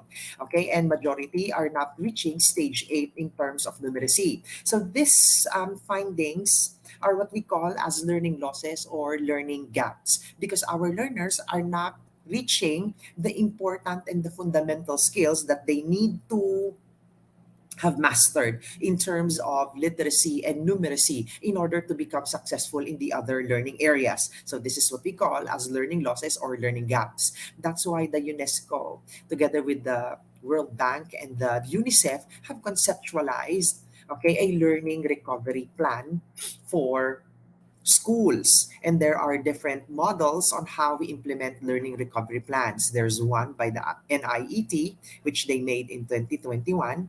Also, the Academic Innovation and Performance New Classroom Innovation Partners for Learning also made their model on how we go about the learning recovery plan in 2021.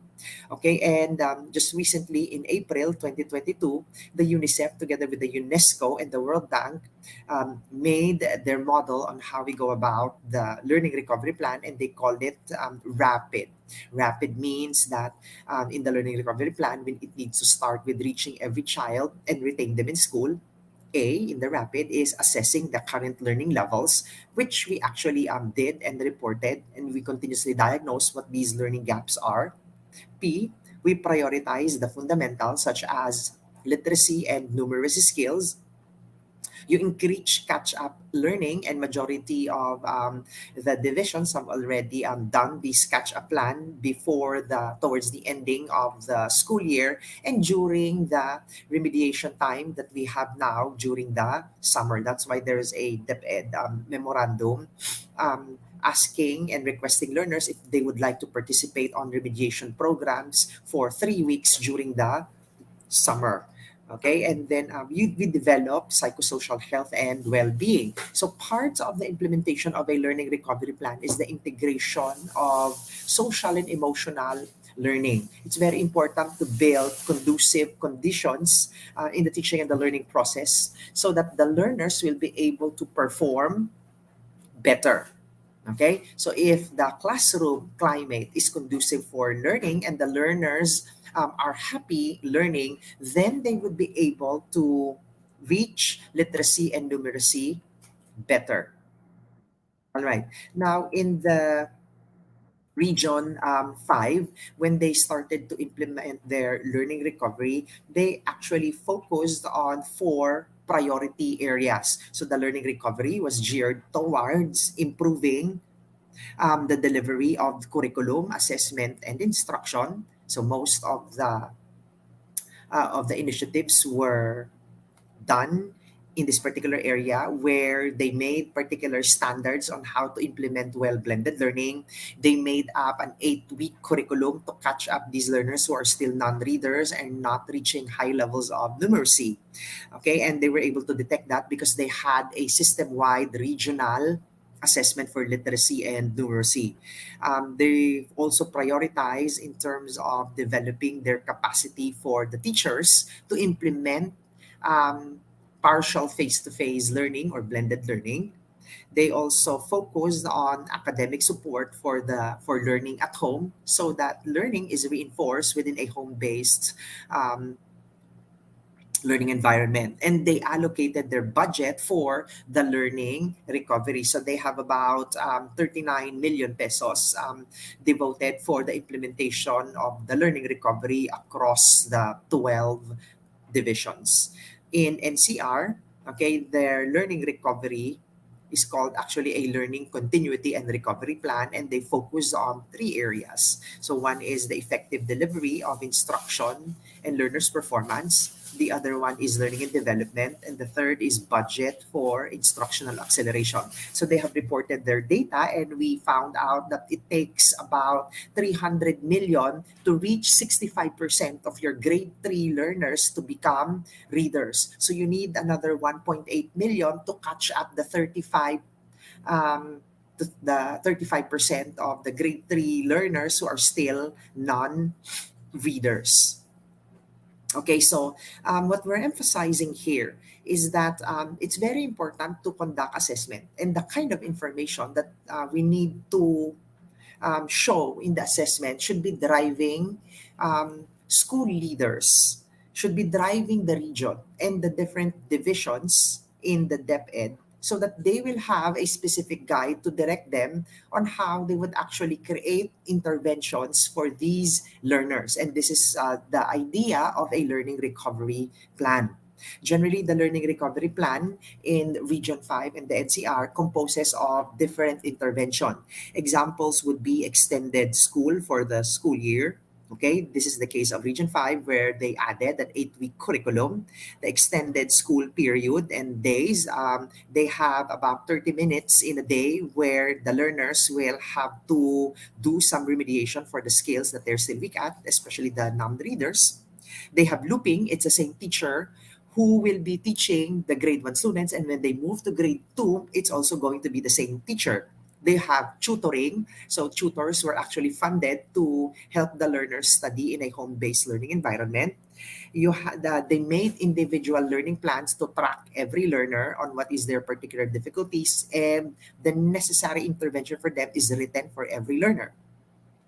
They have after school programs where they created reading hubs. Learners will have to go through reading hubs, especially the non-readers, so that they would develop love for reading. They have after school programs as well. They have acceleration academies that includes sessions for non-readers, and these non-readers will be able to blend consonant vowels and consonants in a duration of 4 weeks. They also have summer learning programs like the ones that we have implemented for these 3 weeks. Okay. Um, so let's look at now making use of assessment information to help your learners. So the basic idea here that I have shown you in the learning recovery plan when it is driven by assessment is that we're now starting to maximize the results of assessment in order to help our students learn better. And this particular idea stems from the concept of what we call assessment for learning. So in the idea of assessment For learning, we ask ourselves the question, how do we use assessment results to help our students learn better? Okay, so meaning to say, once assessment information comes in, every time that we observe our learners, every time that we get data and information about how well our learners are reaching the learning competencies, this provides us information to modify our instruction, to make adjustments in our instruction, to create programs and interventions so that our learners would reach these particular learning targets. So, in the idea of assessment for learning, we're now maximizing the use of assessment in order to determine what our students can do and what they cannot do, so that our interventions would help them perform what they cannot do. It helps us determine what our students know and do not know so that we can immediately teach them what they don't know. The assessment information should be able to help us see who among our learners are having misconceptions and confusion so that right away we are able to clarify some of these misconceptions among our learners. So therefore, it's very important that we provide teachers information, okay, on what to do next to bring their students forward and progress towards their learning. Okay, now, when you talk about assessment based intervention, it means that the results need to show the specific competencies not being met by the learners. So if we design an assessment or we use classroom based assessment, okay, these are the three important criteria when we show and organize the results so that it can be used when designing for intervention.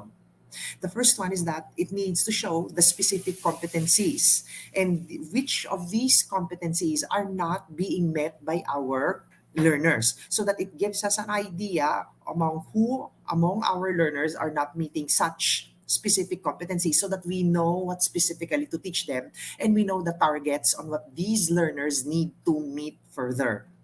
The second criteria when we make assessment-based intervention is that all of the competencies that are covered in the assessment that you have designed should be the major category when presenting the results rather than the proficiency levels.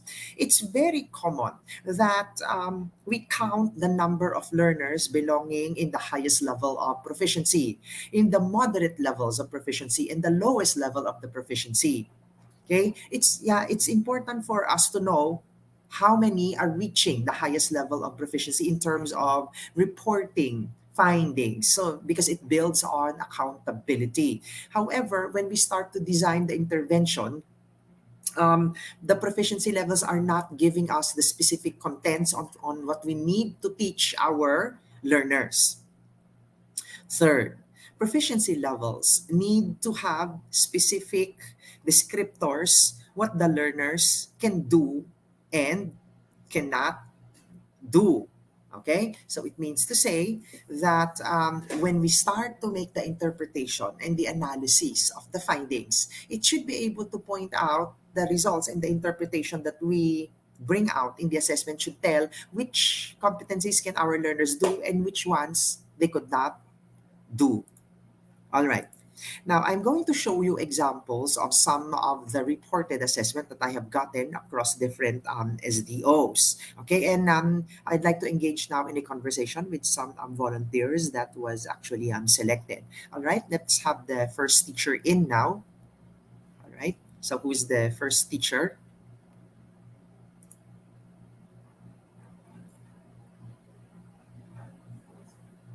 Okay, who is the first one? Let's get the first volunteer in.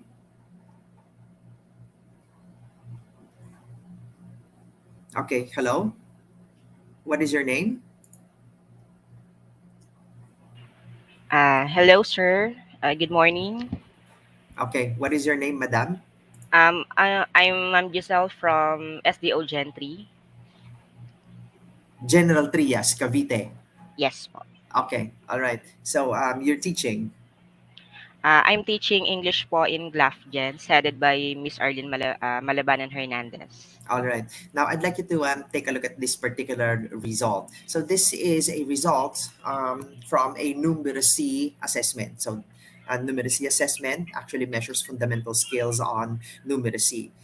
This particular numeracy skill, okay, measures learners' knowing and understanding. It's shown here in the first column of the first table. Can you see it? Yes, sir. Yes. All right. The second one measures the second area being measured by this numeracy scale measures computing and solving. Then you have estimating, visualizing and modeling, representing and communicating. You have conjecturing and reasoning, proving and decision making, and then you have applying and connecting. And then you see they reported the rating of the learners for the entire division for each of these numeracy skills. After they came up with the rating, they provided the skill level. Okay, and one, two, three, four, five, six. There are six skill levels. Okay, so you have here NMS. Means needs major support. Okay, so students needs major support in terms of estimating, visualizing and modeling, conjecturing and reasoning, and proving and decision making. Letter A means that the learners are anchoring. This is second to the lowest level. The lowest level is needs major support. Second to the lowest is anchoring. So students are anchoring in knowing and understanding, representing and communicating. Okay? Letter D, this is the third to the lowest, means that the learners are developing. So learners here are developing in terms of applying and connecting. So none of the skills, okay, are emerging and transforming. These are the first two highest levels in the scale in numeracy. You will see that again, the results, okay, are very alarming for the ratings in this particular division.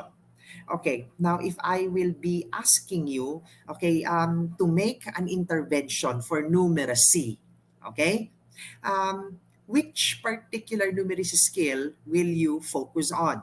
Go ahead, madam. If I will be diagnosing, No, you'll or not if diagnose. You will okay, make an intervention program because it was already diagnosed. yes po. This result is already your diagnosis. Yes. Which content are you So going to focus in your intervention? I will focus on the ones with NMS, Yes. and Okay, like that would be that would be like estimating or conjecturing and reasoning, then and proving and decision making. okay. You also So have I visualizing will and modeling. yes. So I will be focusing on these skills. All right. Next, I have another question. Let's go into the area of proving and decision making. I ask you to write objectives under proving and decision making. How will you write the objectives for proving and decision making? Where will you get the contents? Is this result giving you the answers to that instruction that I have provided?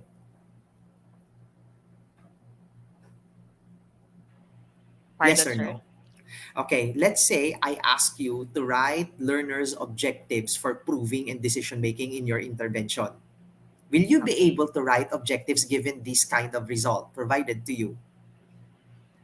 Partly yes, partly no. Okay, first answer partly yes. So since I have already known the skill that should be given intervention, so I have the glimpse on how I am going to do, or how am I going to do my intervention for my students, and partly no, because I still need to get in depth on what are the factors in those skills, or what are the factors in the lessons here, so that I could focus more on the lessons, since we have different competencies in these skills. So Yes. I will focus on the competencies wherein the learners would be hard up in catching up. Okay, I like your answer for the partly no. If I ask you to make an objective, for example, on proving and decision making, you need the specific factors composing, proving, and decision making so that you will be able to write the skills. However, this kind of result is not telling you those specific factors, right? Yes, sir. Yes, that's why it's going to be difficult. Okay, let's say this is the only result provided to you in the schools, so you wouldn't be able to come up with the specific contents and direction for proving and decision making because you don't know the specific factors under this one. So you need that particular information. That's why it's going to be difficult for you to design an intervention and what is going to be the direction of that intervention for proving and decision making among your learners because you need to see what are these learning competencies are under proving and decision making, correct? Yes, sir. Definitely. Yes, I agree with your answer in that particular um, aspect. So, generally, is this a good way of showing the results when you design an intervention? Yes or no? Just one. Ayoko ng partly. No. No, it is not a good way. I agree with you that this is not a good way of presenting the information because it is not telling the teachers and the school heads on how to design the intervention because the categories in terms of the numerous skills are very broad. I agree with you. All right, I'd like you to take a look at the next um, kind of result. Okay, what is your first name again, madam? Giselle Poster. Okay, yes, Giselle. I'd like you to take a look at the second way on how they presented the results here. These are subjects in grade 10. So you have Araling Panglipunan, as shown in the first column. Then you have English, ESP, Filipino, Math, Science. Okay, then they counted the number of learners and the percent of each of these learners are highly proficient on the regional assessment that they did.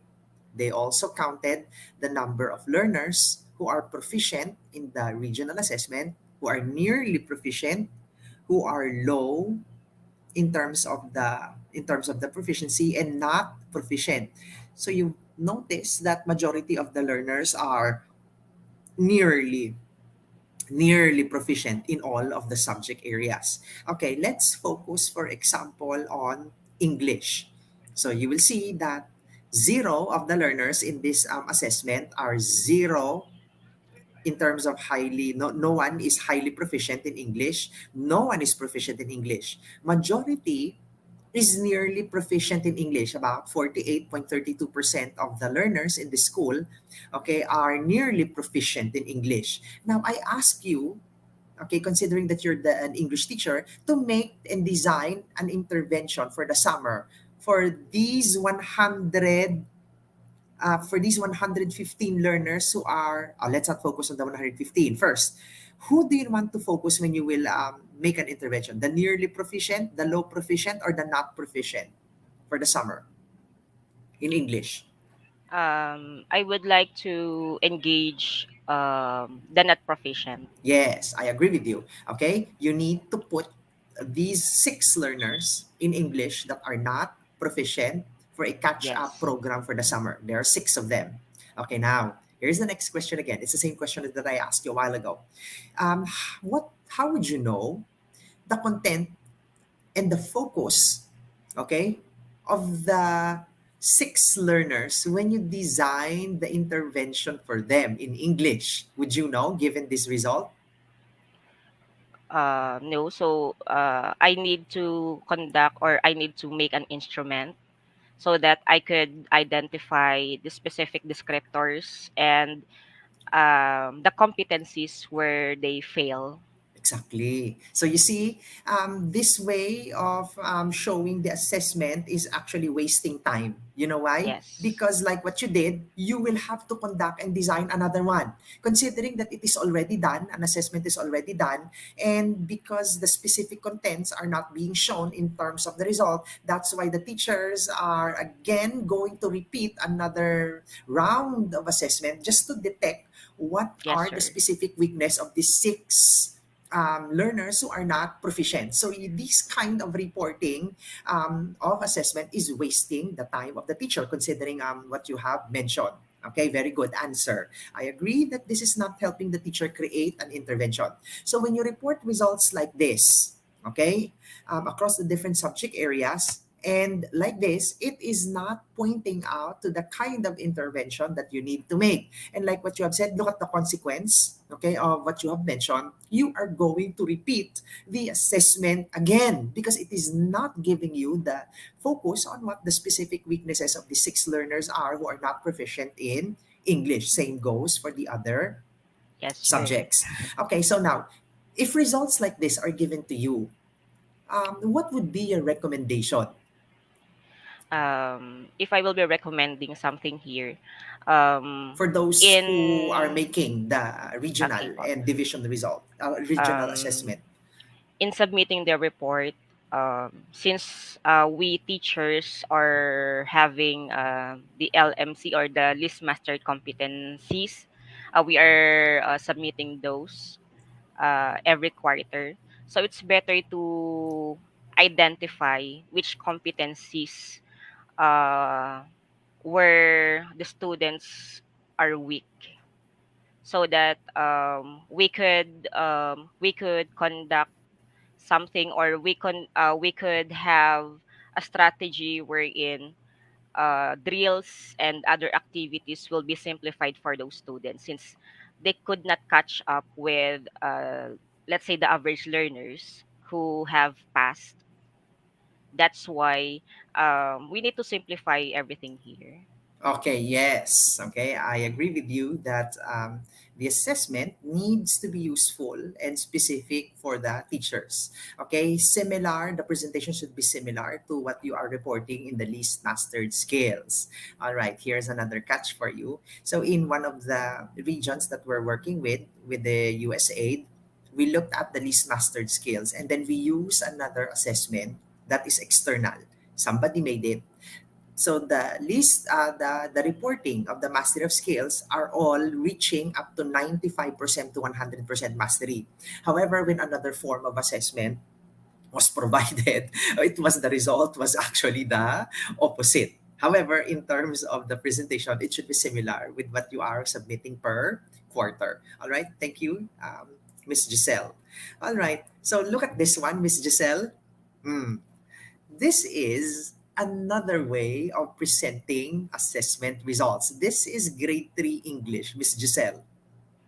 You will Okay, sir. notice that the learning competencies, okay, being covered for every item are shown in the first column, okay? And let's say that this is the result for one student. Okay, look at the next column. The learner here gets one if the learner is able to reach that learning competency. It's tagged with zero if this learner is not able to meet that learning competency. Then look at the last column. Okay, this is the percent of learners who are able to meet that learning competency. For example, if you look at competency number one, note details regarding character, setting, and plot. This learner is able to note the detail regarding the character. And 70.97% of the entire grade 3 are able to identify the character in the story. Okay? Okay, yes, Now, sir. look at competency number three, sequencing tree event. So it's zero. This learner could not sequence three events. And only 6.45% of the entire grade 3, okay, can sequence events. Okay, if there are, let's say, 100 learners in grade 3, so about seven of them could only sequence events, and 94% of the entire grade 3 could not sequence events.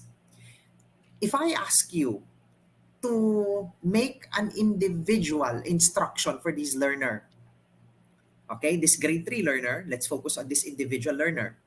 Which ones are you going to focus for this learner? Um, Pertaining to the sequence 3 event, sir, Yes, that's or one. What else? um,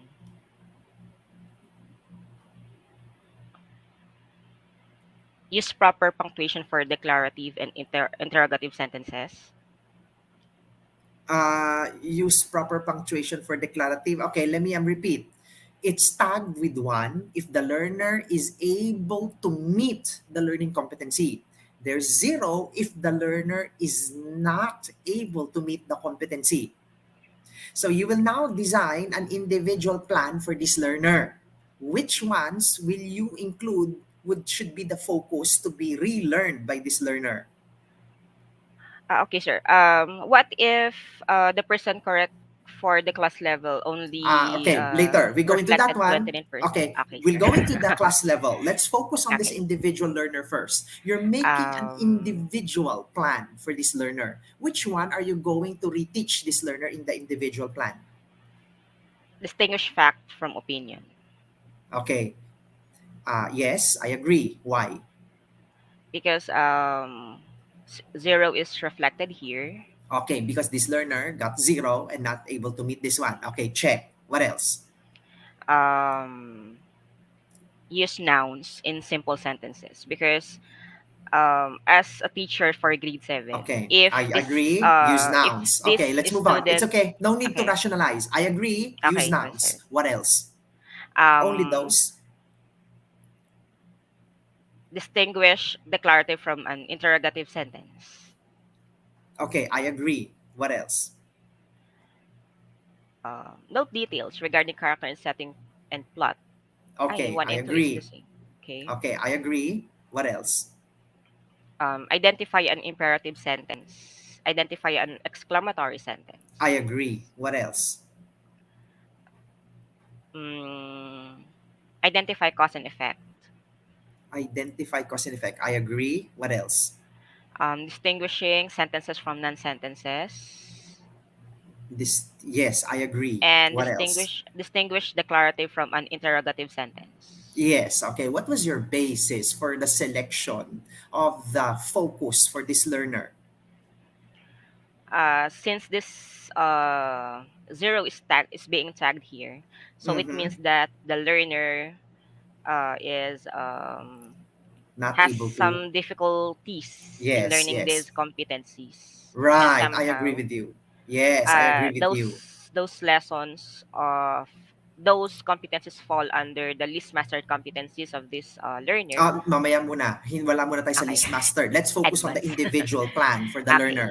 Okay. Okay, Individual so plan. now, will you include proper the use of punctuation marks?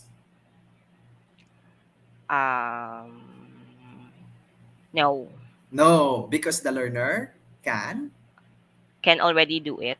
Yes, very good. Are you Has going to mastered it. include, yes, are you going to include using common and proper nouns? Not at all also, Okay, because the learner has already mastered it also okay, therefore, you will only include those competencies with 0 tag here. with 0 marks because the learner. The learner has some difficulties in learning these competencies. Correct, correct. So these are now going to be the contents for the individual plan of the learner. Yes, sir. Okay, next. Let's now look at the entire grade 3 profile. That's the last column. Yes, sir. Okay? I have marked the ones in red and marked the ones in black. What do you think is the difference with the ones I marked in red and black? So the ones reflected in black, Mm, majority of the students have mastered the competencies, right. while the red ones, which are mostly highlighted here, are the competencies wherein most students are hard up in learning those competencies. All right. All right. Yes. Okay. They have difficulty. Okay. Now, what is the most difficult, okay, for these learners across the learning competencies listed? What is the most difficult for them? The sequencing tree events. Correct. Why did you say sequencing 3 events? Because only 6.45% or almost 7 students are the ones who already learned or mastered this competency. All right. I agree. Now, give me top three. What would be your top three contents that you will include, let's say, in a remediation program for your learners? Okay. Distinguishing fact from opinion. Okay, let me see that. Okay, Um, that's 16.13. Okay, check. Note details regarding character setting and plot. since it's only 22.58%. Okay. Okay. So let's say the A- first one is character, the second one is plot. Okay, yes. What else? And You're forgetting something, the lowest. okay, Sequencing. yes, sequencing three Sequencing. events. Okay, so you can Yes, actually focus on distinguishing facts and opinion together with sequencing events. So you will notice that it's really more of the reading, comprehension, yes, sir. competencies. All right, so these are the top three that you will be focusing on in your remediation for the grade three learners. So you will not include all, right? Yes. Yes, because it is a remediation. So you only remediate those particular learning competencies where majority are not reaching, right? Okay. Okay. Now, if we compare the results like this, you can see the screen Yes, sir. versus this one. Which one is more helpful for you in determining your targets for a remediation? Definitely, sir, this one. Okay, why? Since the diagnosis here for individual learner is already here, and aside from that, it could be compared to uh, the Group. sum in total of all the learners in the Yes. entire class section. Yes, very good. So this is the advantage of presenting Yes. this way of presenting the results of assessment. Okay, Yes, and you know sir. the analysis that I did with Giselle should be the kind of analysis that you go through when you start to use assessment results and design intervention for learners. All right, Giselle, last one. Look at this one. This time, I have, let's say, I have 50 learning competencies in mathematics for grade 6. Okay. And then I just selected, Giselle, the top three priorities that I will be focusing on the intervention. Okay. Okay. I'm prioritizing here adding similar fractions, solving problems involving similar and dissimilar fractions, and adding dissimilar fractions. I am not going to include anymore differentiating similar and dissimilar fractions in my remediation intervention. Why? Since it's already 90%, so it's obviously high Mhm. compared to the first three. Yes. Okay. Very good. So you answered already our first reflection question here. Which competency the students need more learning? It's actually the first three. Then Yes, sir. it's very important that teacher goes through a reflection when they see that these first three competencies are low. They need to reflect on how did they actually teach this particular competency. Maybe it was too fast, maybe they didn't provide too much formative assessment, maybe the time given to teach these first three competencies are too short.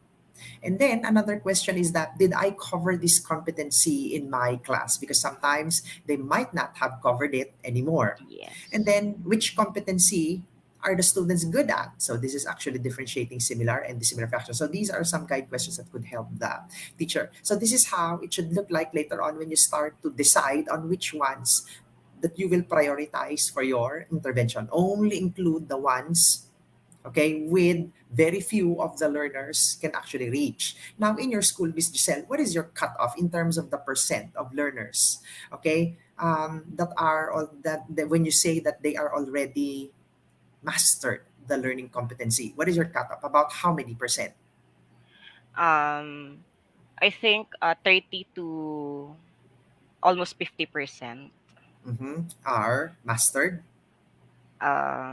Actually, sir, it depends on the grade level in English subject. Okay, let's focus on grade 3. Okay, let's say grade 3.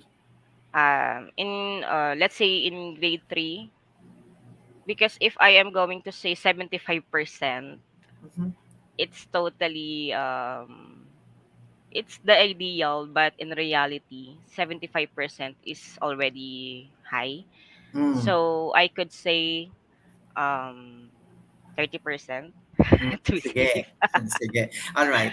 Okay, Giselle, let's go to grade 1. Let's say in grade 1, okay, the learners should be able to give the sound of the alphabet. And you are targeting 30%. Is it okay for the rest of the 70%? finishing grade 1 not knowing the sound of the alphabets, Giselle? No. Yes. No. So you see now, there's another learning competency. Recognize words read. So you give a particular word to a learner and then they should be able to read that word. Okay, Giselle. And then 30%. Is it okay that only 30% can recognize words in grade 1?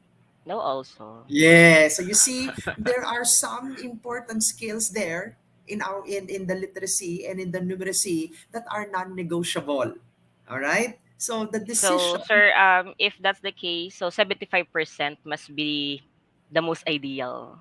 okay, now you see, balik tayo sa grade 1. Giving the sound of letters. Is it okay that the 25% will not know the sound of letters in grade 1? Um, There's a risk here if you allow them, yes. if you allow that remaining 25% to move to grade 2 and not knowing the sound, it means to say that you're moving them to grade 2 as non-readers still. You get it? Yes, sir. Mm. Okay. What should be the decision here? 100%. Okay.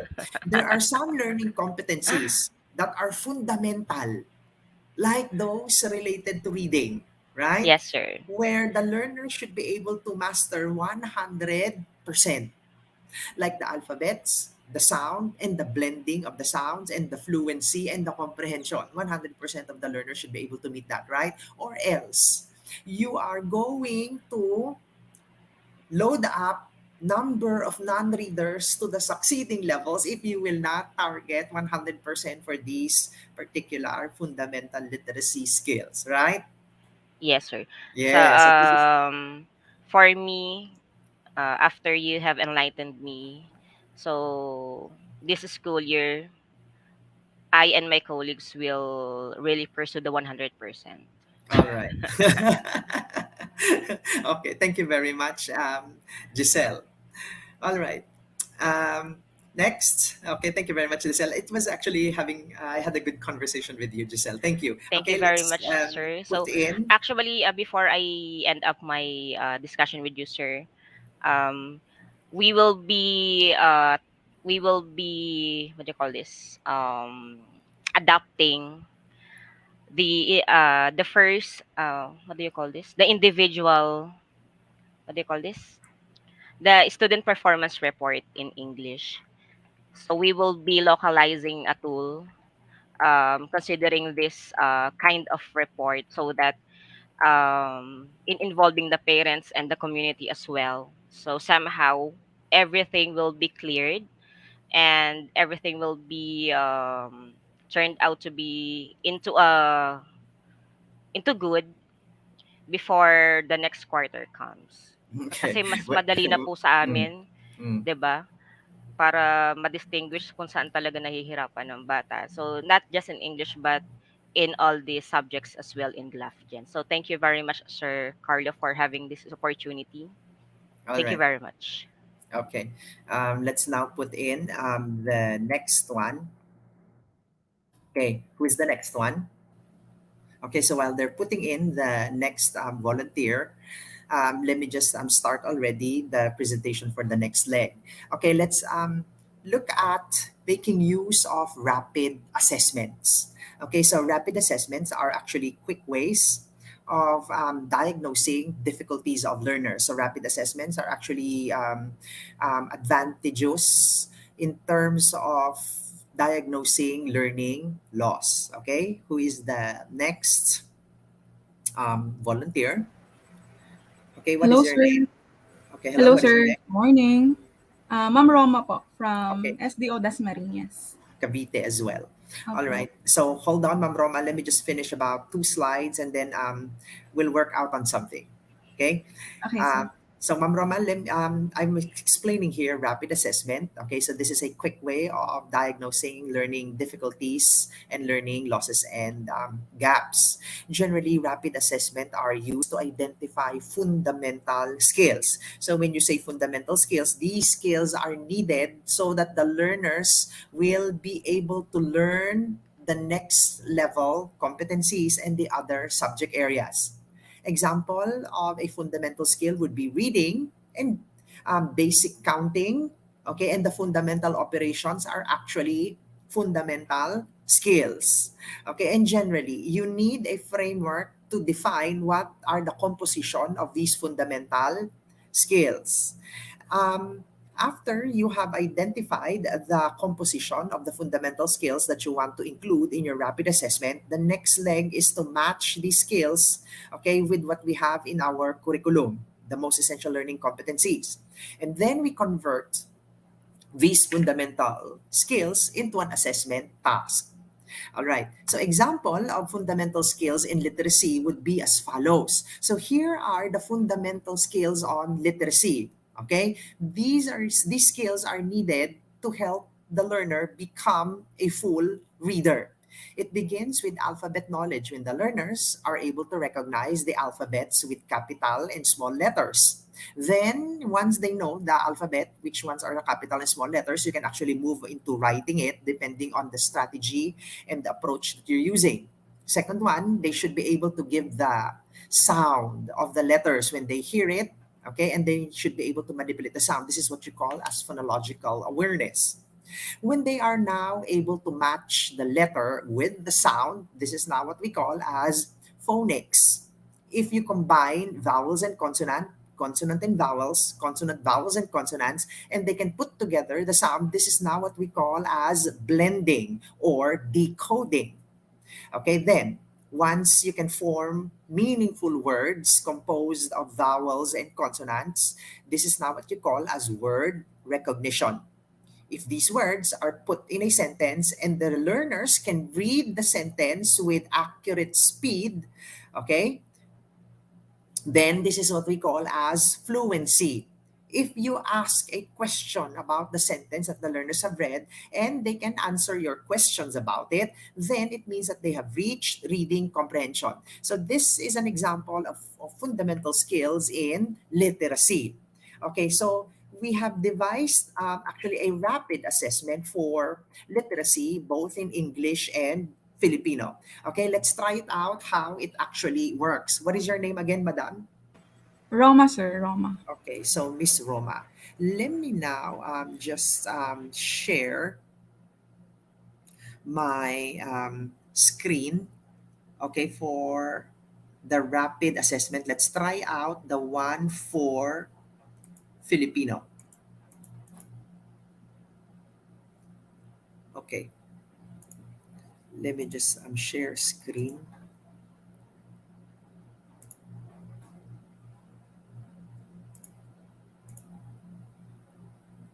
Okay, let me open now. Okay, so you can see my screen, Ma'am Roma. Hello, Ma'am Roma. Yes, sir. All right, so you can see here. So we're going. Let's. So again, Ma'am Roma, this is a rapid literacy assessment in Filipino. Okay, so I wanted to detect here whether you are a reader or which particular reading level are you in for Filipino. Okay, Okay, sir. so let's assume that you are a grade 1 student. Okay, so magpapakita ako sa iyo ngayon ng mga letra at yung ituturo kong letra, sabihin mo sa akin kung ano ang pangalan ng letra. Okay, ito S, po. Okay, ito, F, ito, O, E, okay. Next, so ito po. X, S, T, Y, All right, very good. So it means to say that if the learner is able to identify this list of small letters and the capital letters here, then the learner has alphabet knowledge in Filipino. Philippines. All right. Okay, sabihin mo sa akin ang tunog ng mga letrang aking ituturo. U, Z, O, T, U, Okay, so dahil tama po lahat ng mga naibigay mo tunog, ibig sabihin the learner has phonological awareness on the letters in Filipino. Next, papakita ko sa iyo ng magkasamang mga letra at sabihin mo sa akin ang tunog nila kung sila ay magkasama. Su, ne, ig, od, Okay, so ibig sabihin, pagka nakuha po yung apat ng tama, the learner can blend sounds, consonants, and vowels. vowels. Okay, and here, the learners can actually blend vowels Vowel and and consonant. consonants. Okay, magbibigay ulit ako ng mga letrang magkakasama at pagsamahin mo ang mga tunog. Lug, kep, wik, Okay, so pagka nakuha ng mag-aaral yung tatlo, ibig sabihin blend, they can blend consonants, consonants and vowels, vowels and and consonants. consonants. So ibig sabihin, the learners can blend. Yes. So they are already beginning readers. Okay, Beginning let's readers. start. Pagka kaya ng learners, go ahead and go to the next task. Okay, magbibigay ako, magpapakita ako ng mga salita at sabihin at basahin mo sa akin ang mga salita. Pluma, atis, butas, halaman, Alright, so pag nabasa po ng mga learners lahat ng mga salita, ibig sabihin they have word recognition. Alright, then kung nakuha niya lahat, move on to the next level. Okay, magbibigay ako sa iyo ng isang talata at basahin mo ito para sa akin. Go ahead. Okay. Umuwi sa probinsya sakay ng eroplano ang pamilyang De La Cruz tuwing Pasko para makasama ang kanilang Lolo Ben at Lola Rosa. Alright, so sino ang umuuwi sa probinsya? Ang pamilyang De La Cruz. Saan sila sumasakay? Sa eroplano. Alright, so the first two questions are noting details. So later on, you record that the learner can note details. So this is already reading comprehension. Sabihin mo nga sa akin, sa iyong sariling salita, isalaysay mo sa akin sa iyong sariling salita kung ano ang nangyari sa kwento. Based dito, sir, sa sentence niyo? Yes. Okay. Base sa ibinigay na data, ang pamilya De La Cruz ay nagkaroon ng isang napaka-memorableng Pasko dahil kasama nila ang kanilang pamilya at marahil ito ay hindi malilimutang alaala para sa pamilya De La Cruz. Alright, so if the learner can actually summarize that one, it means to say that they can determine the main idea. Okay, next, ano sa iyong palagay ang gagawin ng mag-anak na De La Cruz sa Pasko kasama ang Lolo Ben at Lola Rosa? Sila marahil ay papasyal sa mga kilalang pasyalan sa probinsya at kakain ng mga pagkain hindi nila natikman. Okay, so when you go into that level, that kind of question is make actually inference because they're making inference on information that is not indicated here. Okay, so isulat mo nga sa papel ang iyong sagot sa aking huling tanong. Alright, so if the learner is able to make the inference, the next step is to check if the learner can write sentence or phrase about it. Alright, Okay. so this is an example of a rapid literacy assessment. Alright, so this is what you can do, and then you can check the skill of the learners for every level. If the learner, for example, could not give the sound of the letters anymore, you can stop. So it means to say that the learner is a non-reader. Okay, so that's how you do a rapid assessment. Generally, it's only administered to less than 10 minutes. Okay, to every learner. You stop already if the learner is not able to answer the succeeding task. So in your case, si Ma'am Roma po ay full reader. Kasi nagawa po niya lahat ng mga task. All right, let's go on with the. Let's proceed with the.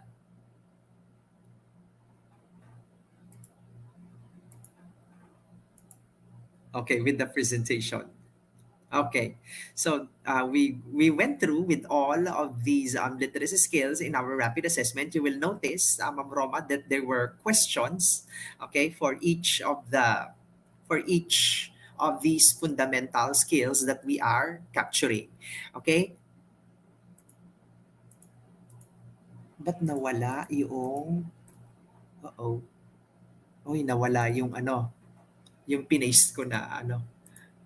Okay, so anyway, I actually have shown here, okay, what the results of the rapid literacy assessment would actually look like.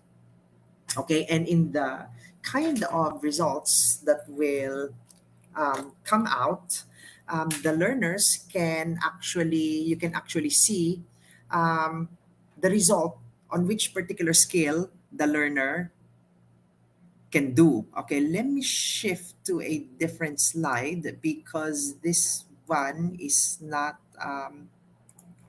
showing what I want to. Okay, show. Okay, let me shift to this one for a while. Okay, so how should the individual profile of the learner um, look like?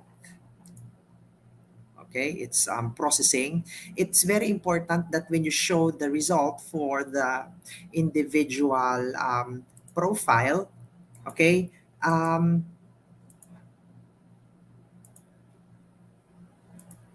okay, here. Okay, it's very important that when you show the results for the individual profile, it's directly telling how and what the learner should do and be able to do. Naku, hindi rin lumalabas dito. Okay, let me just show again a different one.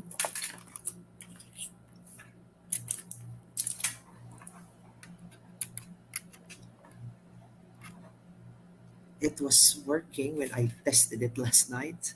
Okay, let me just open the file for a while.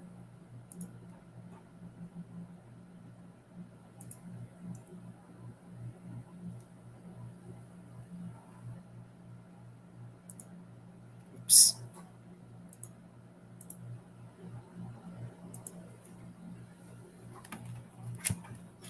Ma'am Roma, are you still with me? Yes, sir. All right, let me just, I'm just opening the, searching for the file. Okay, for a while, I wanted to show how you make an individual profile for every learner so that you would know how to help the learner later on. Okay.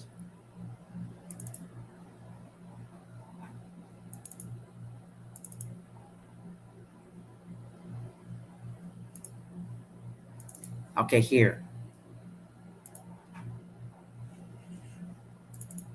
Okay, let me share my screen now.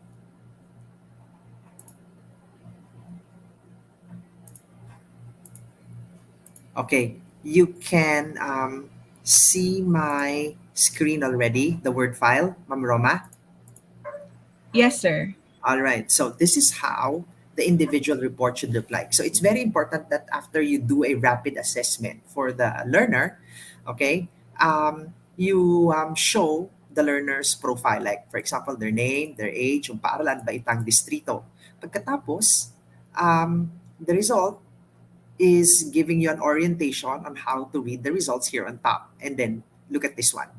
Okay, this particular learner, nakapagkila, yung unang category pagkilala sa alpabeto, nakukuha ba niya ang maliliit at malalaking titik ng letra? So merong X kung hindi niya kaya at merong check na kung kaya niya. Okay, look at this one. Yung phonema. Naibibigay ba niya ang tunog ng patinig at katinig? For this learner, hindi nabibigay yung mga tunog ng patinig, pero nabibigay ang tunog ng mga katinig. Okay? Because the learner is sporadic in terms of the skill for alphabet knowledge and phonemes. You have to stop. So the others are X because the learner, okay, could not proceed anymore because the learner is not able to recognize some alphabets and sounds. Okay, so Ma'am Roma, given this particular case of the range of skills in this checklist, what the learner can do, is the learner a reader?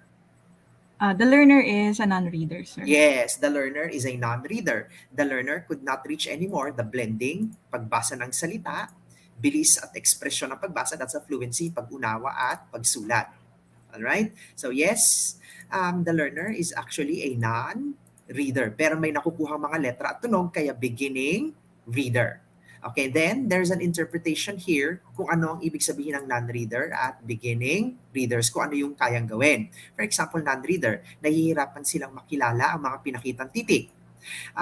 They're beginning readers kung nakikilala ang ilang titik at tunog at napapagsama-sama ang mga tunog at katinig-patinig at patinig-katinig. Okay, they're emerging reader kung kayang pagsamahin ng mga tunog at nababasa ang salita at pangungusap na may tamang bilis at ekspresyon. They're full readers kung nauunawaan ang binasang teksto. And then you can also get additional information kung kayang isulat ng mag-aaral ang kanilang pangalan, kung nagbabasa ng aklat sa bahay, kung may tagabasa sa bahay, kung anong salitang ginagamit sa bahay, kung mayroong sariling device, or kung nagbabasa sa mga websites. So this is how you can create an individual profile later on given the results of your rapid assessment. So habang nag-a-assess kayo, pwede nyo nang checkan dito sa column, isa-isa, kung kaya nilang gawin yung mga task na pinapagawa. So para makuha agad yung results. So this is an example of a rapid literacy assessment. Okay, let's go back now to our slide. Okay. Yes, that's why we are able to... Naku, hindi rin nakita yung... Okay. That's why we are able to arrive at this kind of result because we were able to count how many are non-readers given that individual profile. And if you have about 1,000 students, okay, you can do that for the 1,000 students. You can just divide the work among yourselves. And then you can count later on how many are non-readers, beginning readers, emerging readers, full readers, and those who can read and write. I'm supposed to show here an analysis, but it is not coming out anyway. Okay. Now, the next is once these particular results comes out, what are you now going to do with these learners? So for example, you all know that these non-readers cannot identify the alphabet. So what intervention will you do for them? So for every proficiency level in your assessment results, it's very important that you now have to look at and provide the intervention that you will have to give for them. And it's now easy to give intervention because you know this particular skills that they can do and they cannot do. So for example, they're non-readers, so we can use Marungko. So Marungko is actually a systematic, explicit phonics instruction where there is a prescribed sequence of letters that you'll have to teach. So you start with MSA, followed by the next three set, then they'll have to write. Or you can follow the sequence of the D star. Then you can provide home learning support where you provide flashcards to the parents and the parents can practice the letters and the sounds of these letters at home. Then you move to blending. Okay? Then, if your learners are beginning readers, here are some of the interventions that you can do. When you say beginning readers, they can now identify the letters and the sound. Okay, so you can teach them left to right decoding. You can teach them phonics pattern using the Fuller model or word families. When you say word families or the Fuller method, they get to be familiar with a particular vowel and consonant blend, let's say and then introduce a new consonant for the day and put it at the beginning of that vowel and consonant blend. Okay, like P. So they read it together with the AM, so PAM. You introduce F and then they read it FAM. And then you introduce letter, let's say R, then it's RAM. Okay, then H, ham. Okay, and then for the next day, another set of blend, vowel and consonant blend, and then you introduce again a new set of consonant and they read it. So this is the Fuller method. And then you have the sketch the words. So you put additional blends. If they can read already ham, you can introduce er, so they can read hammer. Okay, if they can read ham, you can introduce ok, ok, hammock, so they can read hammock. So this is stretching the word. Sometimes stretching the word would include some diphthongs and putting some silent letters. Then you can teach now successive blending. So in the idea of a successive blending, you can now make combinations of vowels and consonant and vowels, and then it's either you put in the letter at the beginning or towards the end.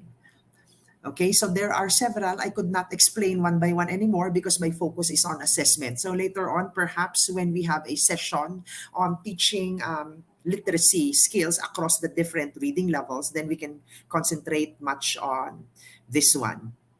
Okay, so if your students are emerging readers, you can go through guided reading, and there are 6 phases on how you teach guided reading. Okay, or you can make use of the language experience approach or the LEA. For example, have you been to the swimming pool? Okay, and then when the student said yes, okay, what do you like in the swimming pool? So they will describe it to you. Can you draw the swimming pool? Okay, what is the color of the swimming pool? Okay, you can ask them. And then, can you write that in a sentence for me? Okay, so that's the language experience approach. And then you integrate on particular writing, recognizing words, learning new words out of the conversation that you have about their own experience. That is the layer or the language experience approach. Then you can also have pre-reading tasks. These are planning and preparations before the learners will have to read a particular text. For example, the learner is going to read a text about basketball. So you can talk about basketball first, what they know about basketball, so that when they start reading the text, they can easily relate to it. You can also do reading, doing a wild task while reading. These are think alouds. We could not do some details. Example of think alouds would be your dialogic reading method. Okay, I could not demonstrate anymore because it will eat up more most of the time.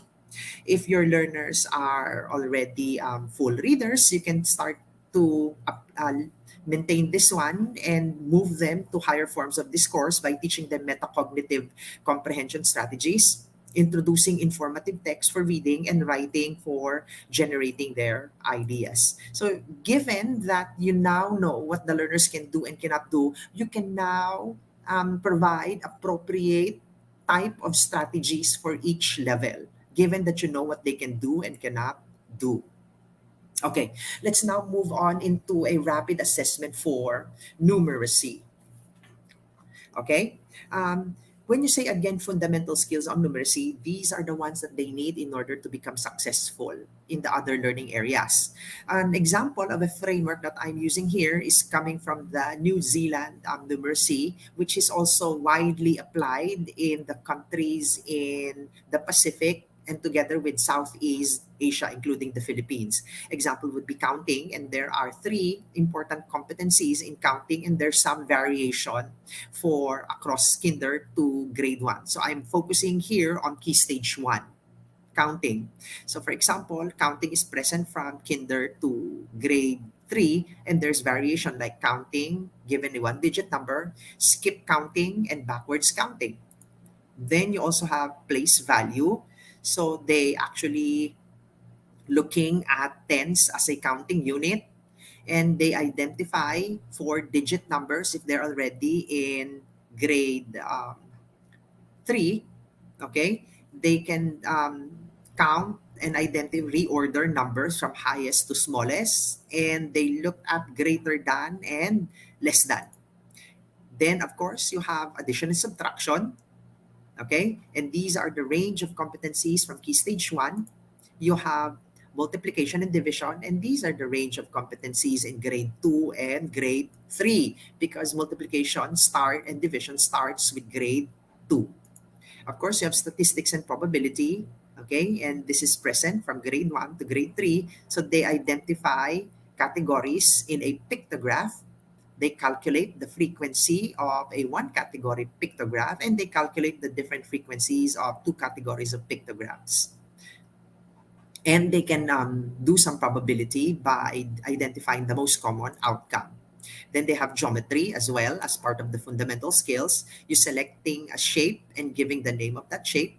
You identify the number of sides. You fold a paper, okay, and then you calculate the perimeter of the square.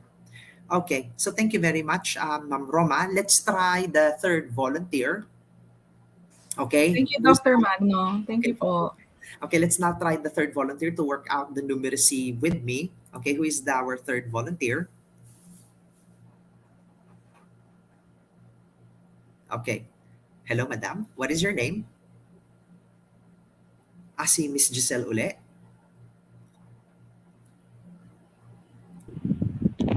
Hello po, sir. Good morning So po wala ulit. na third volunteer. It's okay, sige. Si Ma'am ano na lang po, si Ma'am Roma na lang. Are you still there, Ma'am Roma? Yes, sir. I'm still here. Okay. You will be my student again, Ma'am Roma, and this time we're going to do the rapid numeracy assessment. I'm going to demonstrate the rapid numeracy assessment. Okay, are you ready? Yes, sir. Okay. Can you see my screen? Not yet, sir. Not yet. Okay, here. Okay, let's try out only some of the tasks. Let's assume that you're again in grade 1. Okay, so this is the rapid numeracy assessment. Okay, so start counting from 13. I will tell you when to stop. Okay, you can start now. Okay. So 13, 14, 15, 16, 17, 18, 19, 20, Okay, that's 21. enough. Okay, that's enough. Now, for example, your students do not understand your question in English, you can actually use the translation here below in Filipino. Okay, so what is the number after 15? 16, Okay, after 21, 22, after 37, 38, after 49. 50, All right. What is the number that comes before 12? 11, Before 45? 44, Before 50? 49, Okay, before 76? 75. Okay, 75. All right, let's skip a little bit. Okay, I want you to name these numbers. Look at the first one in the box. 11, Okay, this one, 56, this one, 73, this one. and 64. Okay. Okay. Which amount of money is the smallest and which is the largest here inside the box? The smallest is 5 pesos and 55 cents, and Mhm. the largest is 50 pesos and 10 cents. Okay. Now put together, okay, let's say I'm going to give you strips of paper, okay, and I want you to put together 18 and 37 strips of paper. How many strips of paper are there all in all? 15. All right. 15. Tama ba? Okay, so nagkamali si Madam. All right, next. Tama. Okay, here. There are 97 mangoes on the tree and they harvested 52. How many mangoes are left on the tree? 45. All right. Show me how you counted the mangoes that was left on the tree. Okay, and then you can show it on the So, paper. it's Okay, 97 minus 52. all right, and then you have to show it to me. All right. Yes. Okay, look at this one. The graph shows the number of fruits that Mary picked from the garden. Name the fruits that Mary picked. Okay, apple, calamansi, rambutan, tamarind, mango. Okay, that's it. Yeah. Okay. Each fruit here represents one fruit. Each picture. How many apples did Mary pick from her garden? 18 apples. Okay, 18 apples. So this is actually now a combination. It's counting at the same time reading graphs. Okay. Okay. Which of these shapes is a triangle? The shape at the left side, All right right. side. All right. How many sides does a triangle have? 3 sides. All right. And then usually you use a counter. I'm going to give you here a piece of paper, yeah, in the shape of a triangle. And then show me how you will fold it into equal parts. Where is the Mm. line that separates the two? So you have to show me on the screen. Okay. So this is an example of a numeracy. Okay, last one. Mary walked two steps on one side of the square. How many steps would she walk if she walked all the sides of the square? It would be 8 steps. Okay, 8 steps. All right. So this is how you actually do the numeracy assessment. All right. Yes. Now, let's see how the results of the numeracy assessment should look like. All right. Let me share my screen again.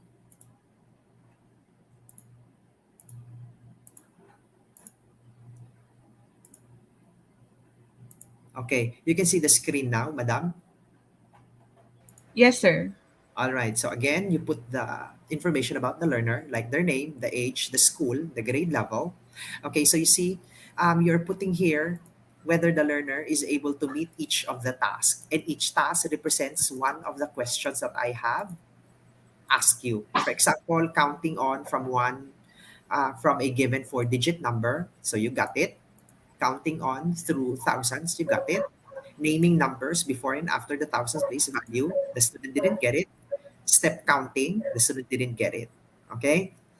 In terms of the addition and subtraction, the 3.1, demonstrate addition of two-digit numbers, 0. Pareho kayo madam ng learner. You also didn't get it. All right. Now, if you look into the this range of skills. Okay, which one? Okay, just look at the major categories. Yung one, yung counting, place value, addition, and subtraction statistics. You're going to design now an intervention based on this numeracy. Which one are you going to focus on? I would be focusing on the addition and Okay, subtraction good choice. Okay, why? because the learner did not get any competence Yes. How did you know that? because of the 0 mark. Yes, because of the zero. Very good. So for this particular learner, you will focus more on addition and subtraction for the intervention because this learner is not able to get. Okay. And then later on, towards the result, you indicate what is the stage level of the learner. So the learner is only at stage 6, advanced addition. Okay? And these are the scores for every task. Look at the learner. There are 4 competencies on addition and subtraction, and the learner didn't get any one. So the learner is a beginner in addition and subtraction. What is meant if the learner is a beginner? So the learner has mastered few competencies in numeracy and they need further remediation to support the task. So this is how you interpret if you give proficiency levels. Okay, so is this kind of result helpful for the teacher when they start to make the intervention? Miss Roma? Yes, sir. This is helpful Okay, in what way? in a way that it actually gives specific competencies, not Mhm. only a summarized one, but Yes. also shows you specifically which particular competency the student is actually having difficulty, so that we Okay. could focus on it. All right. Okay, thank you very much, Ma'am Roma. Let's now go back into our presentation. Thank you, sir. Okay, so I think I'm now going to explain to you the task that you need to do in the workshop. All right.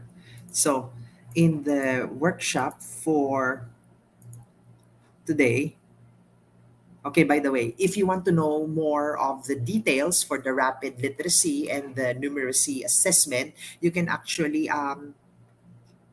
click this particular link. Okay, so it's cladasia2015.wixsite.com/cladasia/rapid. I'm going to give you a copy of this slide. You can just send me a message in my Instagram. My Instagram name is at Carlo2025, and I'll give you a copy of the slide so that you can get this particular link as well. All right. So this is what you're going to do in the workshop task. Okay. So you will be working by school and you'll have to select a grade level that you have an assessment data already. Okay. For school year 2021-2022 or at present. Then I want you to disaggregate the contents of the assessment by identifying the learning competency for each item. Okay? So you have to show the contents of your assessment. Okay? And then what would be the results for each one? Count the number of learners in the entire grade level or in your class who are able to answer correctly and incorrectly. And then you have to select the priority competencies that you will have to reteach again. Indicate how you will reteach it. It's either you integrate in class or it's going to be a pull out, and then you indicate the strategy. Here is an example. So, for example, you've selected grade one and the subject is math. List the competencies. So, you will see here in a table that all of the competencies in your assessment are here. So, it's focusing only that for example, your assessment only focused on subtraction.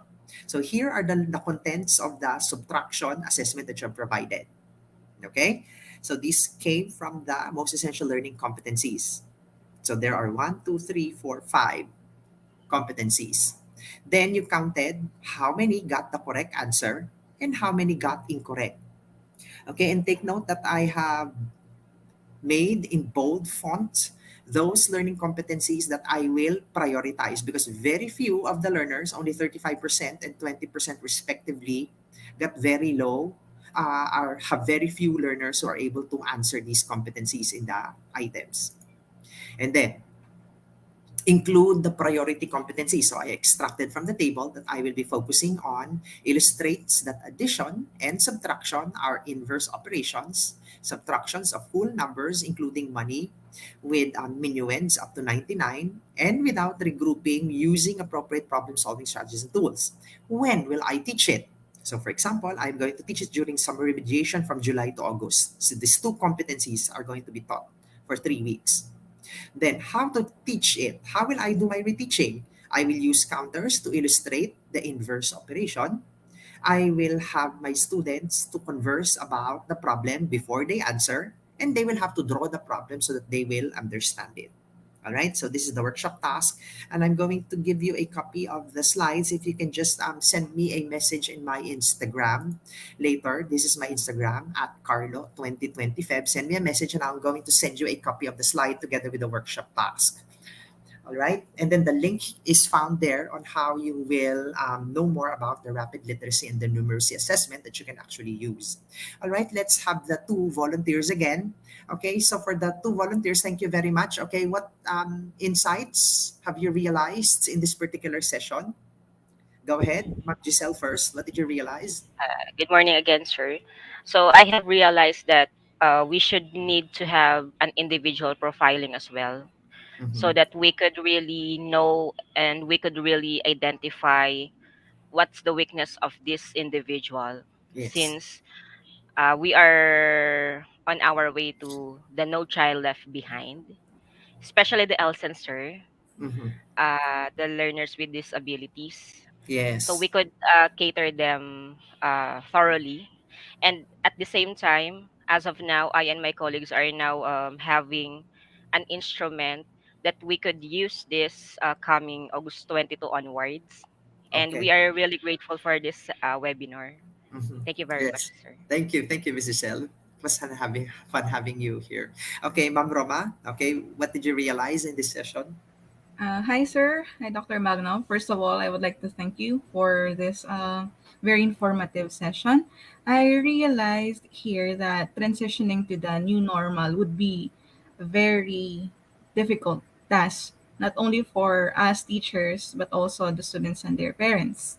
And having a um, manageable and organized way of assessing the students and knowing their strengths and weaknesses, the competencies that they actually mastered and have not mastered or did not master is actually a basis, good basis to somehow redirect proper teaching strategies for them.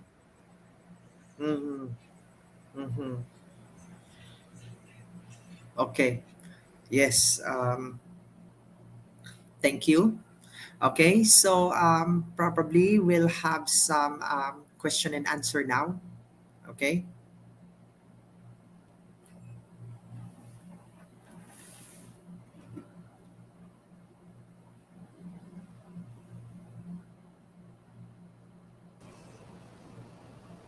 Thank you so much po, Sir Carlo, Dr. Carlo.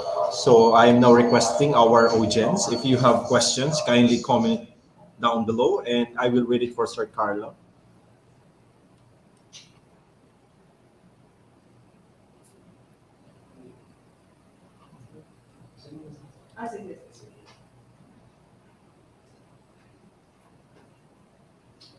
Once again, I am inviting our viewers across Calabarzon. If you have questions, kindly comment it na po sa ating comment section ng ating live stream.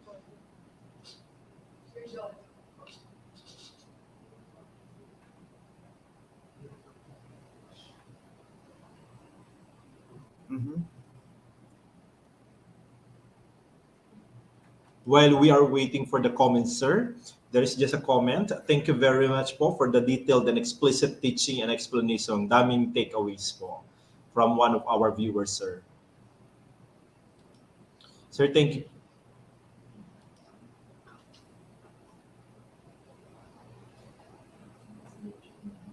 Ang ganda ng sinabi ng dalawa nag-join kay Sir Carlo. Congrats po sa inyong dalawa mga ma'am. Alright? So while we are waiting for the questions of our participants,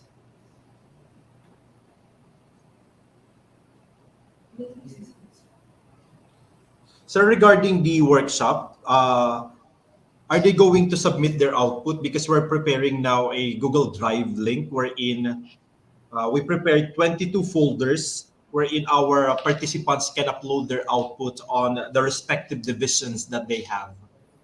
Yes. Yeah, they can actually upload the work and then we'll show the workshop outputs before we begin on August 5. On August 5. Okay, sir. So I'm reminding po our participants, kindly check our Racas Facebook group. We will be posting there the Google link for your output. And please look for the folder of your respective divisions. Okay po? Doon po ninyo i-upload ang inyong output sa inyo pong division mismo. Huwag pong ilalagay sa ibang division. Po. Sir, ito pong ating unang tanong. Is this assessment intended for all grade levels? Yeah, actually we have assessment for the fundamental skills for Key Stage 1. We also have also for grade 4 and grade 12. But in the workshop, you can select the grade level that you want to have, that you want to work on. All right, so be reminded, our dear participants, for the workshop, you may select the grade level or the key stage that you would like to work on. Yeah, especially if you have the assessment for that particular level already. Doc, can rapid literacy assessment be an alternative to PhilErie? The rapid literacy assessment can be used for Key Stage 1 because PhilErie is used starting grade 4 in the old version, but in the new version, there is already PhilErie for grade 3. So you can use PhilErie starting grade 3 until grade 6. Okay? But for the rapid literacy assessment, you can do it for your kinder until grade 2. So it was designed so that you can actually have a literacy and numeracy assessment for the early grades. Another tool that you can actually use is the EGRA or the early grade reading assessment and the EGMA or the early grade mathematics assessment. Mm-hmm.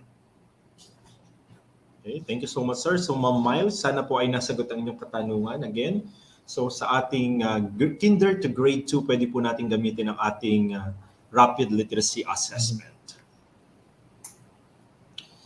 Can you give us the soft copy of the assessment tool for the numeracy and literacy assessment? You will have to send me a message if you want to have a copy of the tool. Usually, the NCR, the region, and the region 3 used it as part of the region-wide assessment that they use. You'll have to send me a message, okay? So my email is crlmgn@yahoo.com, and then we can discuss how you can actually avail of the tool that I just demonstrated with Ma'am Roma a while ago. Good day po. Sa paggawa po ba ng remediation plan, ang timeline po ba nito ay whole year round or may certain month lang po na need i-implement? Thank you po. Okay, From so Ma'am Rema Valencia. okay, first and foremost is what are you targeting in your remediation plan?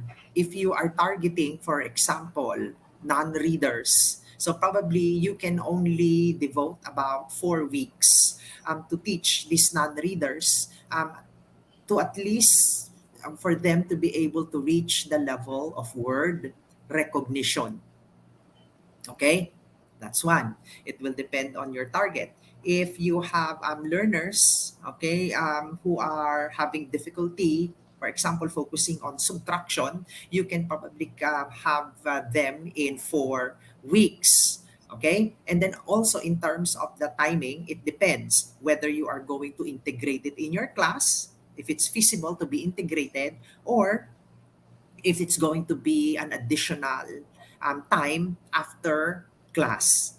It depends on the gravity and how much the skill is needed. If this is going to be reading, then it is necessary that this is addressed already during the summertime or at the early set of the school year. For example, in the case of Region 5, since there are 65% of the learners who are still non-readers, they made what you call an 8-week curriculum. So while the kinder and the grade 1 are going through the usual learning competencies in the different subject areas, they stay for about 1 hour after their regular classes so that they will learn how to read. So alphabet, knowledge, the sounds, okay, and then the blending are taught to them in that after class activity. So it depends on what you are teaching and what is going to be the focus of what you are going to teach them so that you can determine on how long you will implement it in your plan. How will you know what you will be teaching? It needs to be based on the results of your competency assessment and your rapid literacy and numeracy assessment so that you will know what to focus on. Hindi makakagawa ng remediation plan at hindi alam kung anong ituturo sa remediation kung walang nakitang results ng rapid assessment and competency assessment. Okay. Thank you so much po, sir. If ang bata po ay nakarating ng key stage 2 po, pero may difficulties pa rin sa reading, dapat po ba kapag nag-assess ay magsisimula na ulit sa umpisa to really identify the area of difficulties and reading capabilities po? Okay, this is actually a good question. Okay, if the learner, okay, is already in key stage 2, okay, key stage 2, let's say the learner is already in grade 4, grade 5, or grade 6, and then you found out that this learner is still a non-reader.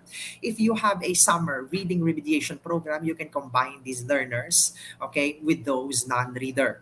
Pag sinabi nating non-reader, it means that in the assessment, hindi niya kaya makapag-recognize ng alphabets and the sound of alphabets. So therefore, kung nakita in the assessment that these grade 4, 5, and 6 learners could not recognize the alphabets and their sound, dapat doon nyo ring sisimulan sa alphabets and sounds. Yes. Pwede nyo silang isama doon sa mga grade 1 or grade 2 or kung marami sila, pwedeng magkakasama yung mga key stage 2. Thank you po, sir. Is there a standard numeracy assessment for key stage 2 and 3 just like EGMA for or EGMA for key stage 1? Yes, actually, there's an EGMA version for key stage 2 as well, or you can adapt the contents of the EGMA and make it a little bit higher. Match it with the specific learning competency required for key stage 2. Okay? You can make a rendition of the EGMA. The EGMA is actually a good tool.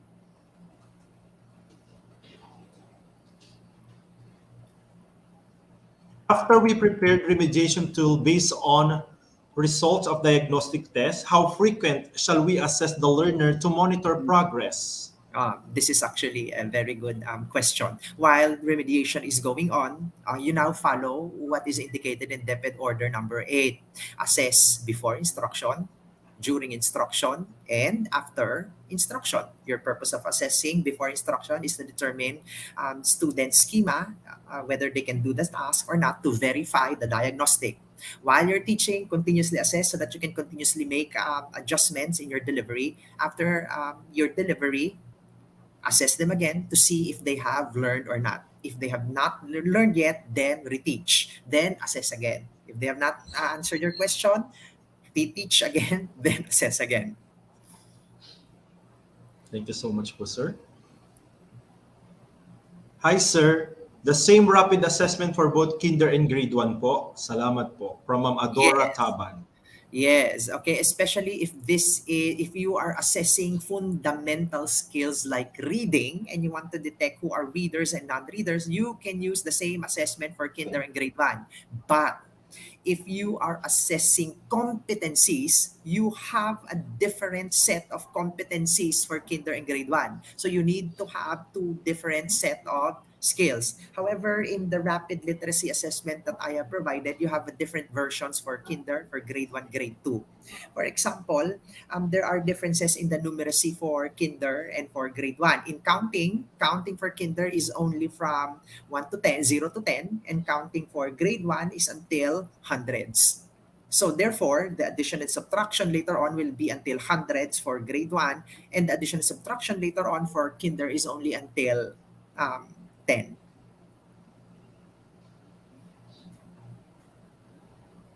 Another question, sir. Can we contextualize EGMA and EGRA, and who can validate them if ever we contextualize? This is a very good question. Contextualization means that you are now adapting some of the items to make it applicable in your context. Okay. Let's say for example, EGRA. The first one that you assess in the EGRA is alphabet knowledge. Ang unang tanong, nagbabago ba ang alphabet sa Region 4A? Sir, ikaw sumagot para sa akin. Nagbabago ba ang alphabet? Iba ba ang letter A sa Calabarzon? Yes or no? Hindi po. Hindi. Therefore, there's no Opo. contextualization on alphabet knowledge. Second question, ang ina-assess ng EGRA is phonological awareness sound. Iba ba ang mga sound ng mga letra sa Calabarzon? Hindi rin po. Hindi rin. So, walang contextualization sa phonemic awareness. Pangatlo, nagbabago ba ang pag-blend ng sound sa Calabarzon? Hindi rin po. Hindi rin po. Therefore, I don't know why is contextualization going to be done for the EGRA. EGRA has been shown to be widely generalizable across more than 300 countries already around the world. Next is the EGMA. Okay, the EGMA has already been contextualized in the Philippine setting given DepEd Order number 32 series of 2015. So when Brother Armin was still the DepEd secretary.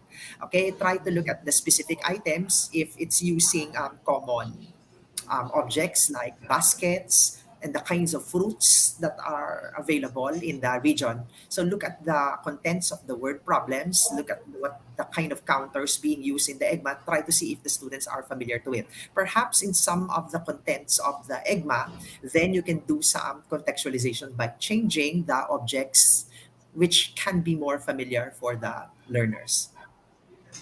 Okay po. Thank you so much po, sir. Another question. Same assessment tool po ba sa junior high school, especially po sa grade 7?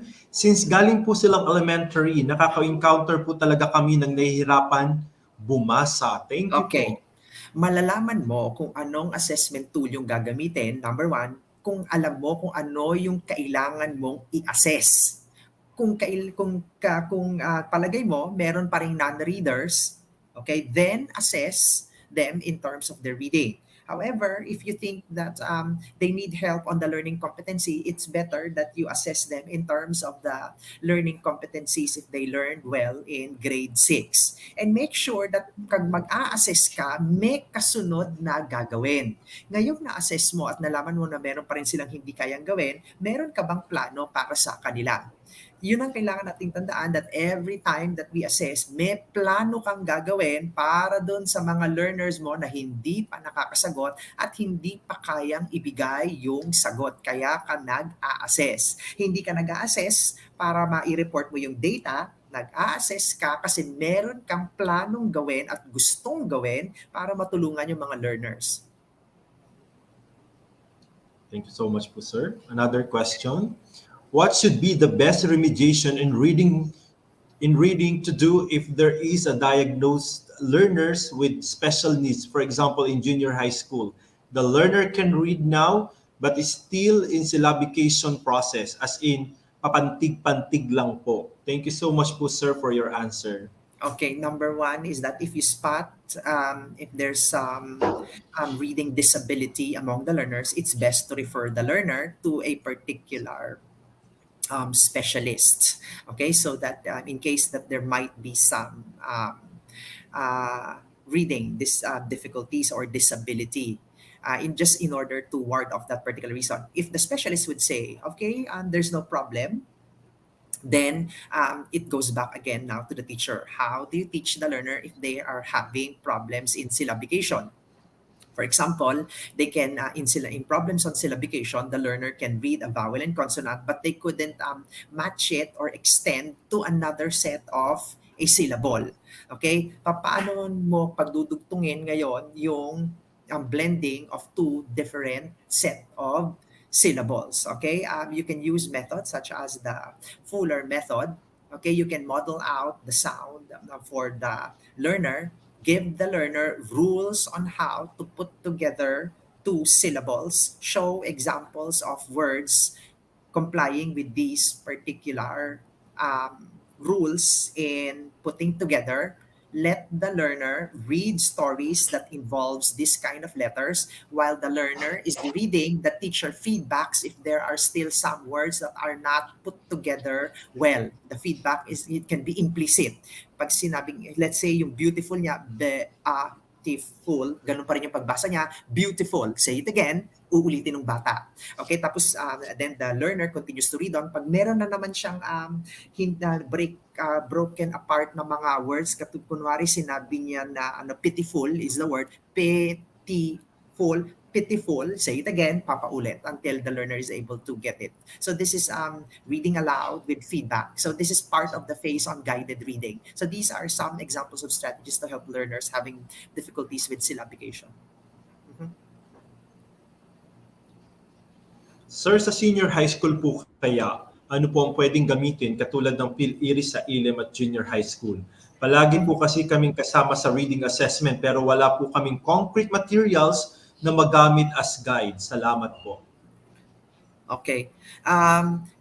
You can actually devise your own reading assessment for the senior high school. You can extract the reading comprehension parts in your reading and writing together with the ones in oral com, okay, and and the communication for different purposes. Extract there those reading comprehension learning competencies, and you can make items for that one so that you can actually assess the reading comprehension of your learners. Okay, in that way you can detect which particular difficulties are they having in terms of the skill on reading comprehension. Thank you so much po, sir. Very comprehensive discussion. I just got a bit confused of the slide content about the learning competencies of grade 3 in English. Same competency in numbers 1 and 2 yet with different scores. That is say something else? Yeah. Parehong noting details of character, events, and plot yung 1 and 2. Yes, actually, items 1 and 2 are two different items, but they have the same learning competencies. Both of them are noting details on character, setting, and plot. So item 1 asks about the question about who the character is, and item 2 is asking a question about what happened to the character after the character drank coffee. Okay, so both of them belong under noting details. Kaya pareho po yung nakasulat. But if you can make it more specific, better. Thank you so much po, sir. So, we don't have any more questions, sir, on our comment section. So, encouraging our viewers, baka po meron pa po kayong mga tanong, kindly comment it down below.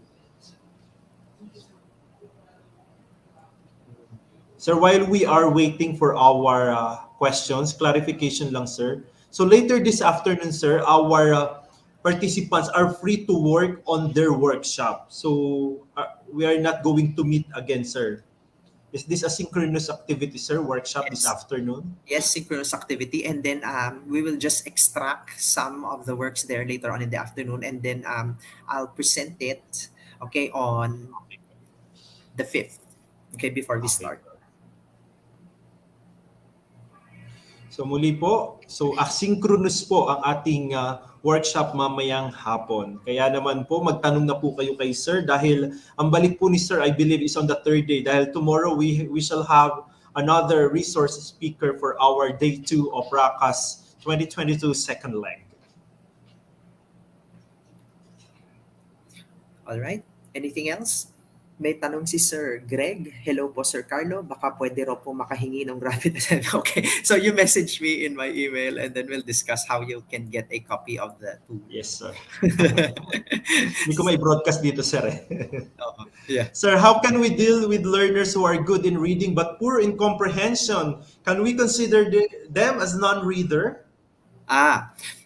These students have fluency, they can read, but they could not understand what they have read. Okay, so this is what you call as emerging readers. Nakakabasa with fluency, sight words, or sentence, fluency, pero hindi naiintindihan yung binasa. You can actually teach comprehension more with these learners. Focus on teaching comprehension to these learners. One is you teach them metacognitive comprehension strategies. Okay, one, let them act what they have read to check for understanding. Match visuals with the events happening to what they are reading to facilitate the comprehension. Or learners converse with each other about the topic that they are about to read. So this is pre-reading. During reading, they continue on, they stop at certain points in time, and then they still talk about what they have read to the partner. Post-reading, okay, they can summarize what they have understood together with the partner. In that way, you actually develop activation of the schema for comprehension. So you have pre-reading activities during and after. Comprehension strategies are also taught by preparing a set of questions and anticipating and providing anticipatory. So when you say anticipatory, you put expected answers with a model text. Pag nakita nila yung pattern, give a different text, ask the same question, they should be able to follow the same pattern. This is the anticipatory set. Another one is making use of the language experience approach. Talk about something that the learner is familiar with or have experienced most recently. Let them write a sentence about it. Ask questions about their sentence, ask questions about their experience, then it develops further their comprehension. Okay? And then you do it the other way if you integrate it with guided reading. The teacher this time shares their own experience. The learner asks questions about the teacher's experience. So move shifting from I, we, to you with guided reading. So these are some of the common comprehension strategies that can be taught. Thank you so much po, sir. Sir, sa pag-assess po ng kasanayan sa pag-unawa sa binasa sa grade 7, mas okay po kaya kung gagawa po ng sariling assessment tool ang guro na base sa MELC sa Filipino grade 7 para mas makita po kung ano ang competency na hindi pa nila mastered para matumbok po namin kung ano talaga ang kanilang hindi pa alam at kung ano ang magagawa ng intervention? Yes, this is actually accurate. The question is accurate. Yes, you can actually create an assessment for all of the MELCs for grade 7 Filipino. Then you can, for example, administer at the beginning of the school year para malaman kung ano pa yung mga MELCs na mas mahaba ang ibibigay na oras sa pagtuturo. Okay, and then assess them again at the end of the school year para makita who among them who are still not able to meet the learning competency so that you can remediate them during the summer. So that's the structure.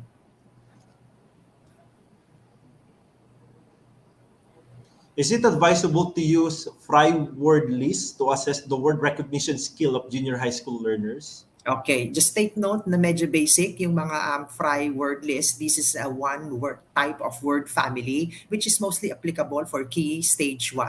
However, kung meron ka pa ring non-reader sa junior high school, gagamitan mo na lang sila nung fry words list. Pero, hindi mo i-integrate dun sa lesson mo yung fry words list na pagtuturo ng fry words list, dun mo na gagawin sa specific intervention. Okay, but you can use the fry words lists every time that you give examples of sentences when you teach the learning competencies in English. Okay? Thank you po, sir. Good day, sir. Can we get your email ad again? Thanks po. All right. So, if you want to have a copy of the PowerPoint presentation, send me, okay, an Instagram, a message in my Instagram. Here is my Instagram. Okay, so it's at Carlo 2020 Feb. So send me a message in my Instagram and I'll give you a full copy of the slides. Okay, and then if you want to, here is my email as well. It's crlmgn@yahoo.com. All right.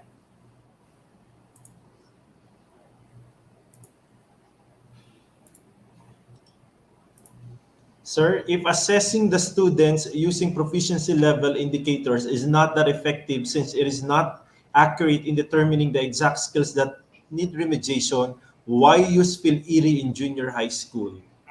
Actually, the PhilErie is competency based. When the learner is in the frustration level, it means that they're having difficulty with word recognition.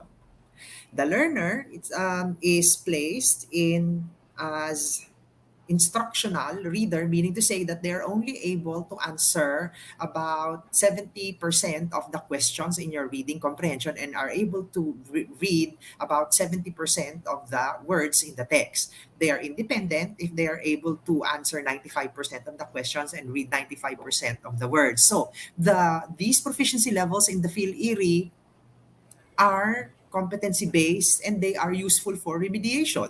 For example, if the learner is in the frustration level, so it means that you'll have to begin with word recognition enrichment. Yeah.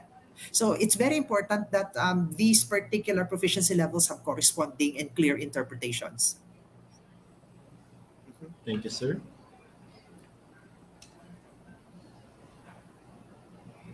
Hi, sir. Is it okay or effective to use closed method to assess the reading comprehension of senior high school learners? You use a clause test. Let's say, for example, you have a paragraph and there are missing words in the paragraph. You can actually integrate this one, for example, in subject verb agreement, where they will have to supply missing verbs. That can be a clause test given that there is a subject in the sentence. However, not too much of a question, not too much of an assessment for reading comprehension. Perhaps after you do a clause test where they supply missing parts of speech, there can be questions that you can ask for reading comprehension, because reading comprehension is the students being able to give the main idea, and you couldn't get that in a clause test.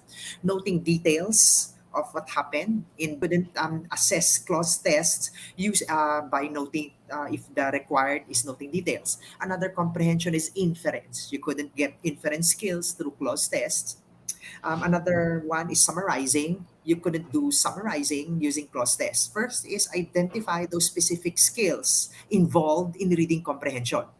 If the specific skills that you wanted to assess in reading comprehension involves in making inferences, predicting consequences, noting details, making inferences, summarizing, then clause test cannot be used.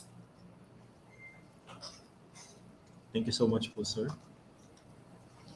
What if she can only recognize some of the alphabets? Non-reader pa rin po ba? If the learner can recognize some of the alphabets, try to show and ask them about the sound. Give words, ask them if they can read the words. This is actually true among key stage 2, 3, and 4. Okay, there are learners who are familiar with some alphabets and some they are not familiar. Some, they are familiar with some sounds, and for some sounds, they are not familiar. For key stage 1, walang problema kasi once na talagang hindi alam yung alphabet, hindi na alam niya yung succeeding skills. But there are cases already in key stage 2, 3, and 4 that this particular scenario happens. Okay? This is what we call as complex reading difficulty. In a complex reading difficulty, the natural progression of the literacy skills is not followed anymore. So in that particular case, you will have to look at what particular letters could they not identify, what particular letter sounds could they not identify, and target these ones that they don't know, and then move them in and use them into words and sentences. In that case, are they still considered non-reader? Yes, they are still considered to be non-readers, because when you say readers, they have mastered all of the range of reading skills, from alphabet knowledge to phonological awareness to decoding to word recognition to fluency and reading comprehension. Thank you so much po, sir. Sir, how about po sa mga batang may dyslexia? Same tool po ba ang aming gagamitin? Are we going to consider na non-reader po sila? This is going to be a different case if they have dyslexia. I suggest that number one, you refer the learner to a specialist, and it's that specialist who will tell whether the learner is dyslexic or not. Of course, this tool is not going to be appropriate for them anymore because they're not going to be able to accomplish the task because they have different needs. The tool used for dyslexic learners will have to be different, and it should be within their ability. So merong mga specific letters and sounds and kinds of words na kailangan lang na pwedeng i-introduce sa kanila na reversible. Ibig sabihin ng reversible, pareho yung mga consonant at the beginning and end at magkakapareho yung mga vowel sa gitna para kahit nire-reverse nila yung sound, malalaman kung kaya nilang i-blend or not. There's a specific arrangement for them. Thank you po, sir. Salute to you, Doc Carlo. Thank you very much po for very comprehensive info about reading skills and strategies. Thank you.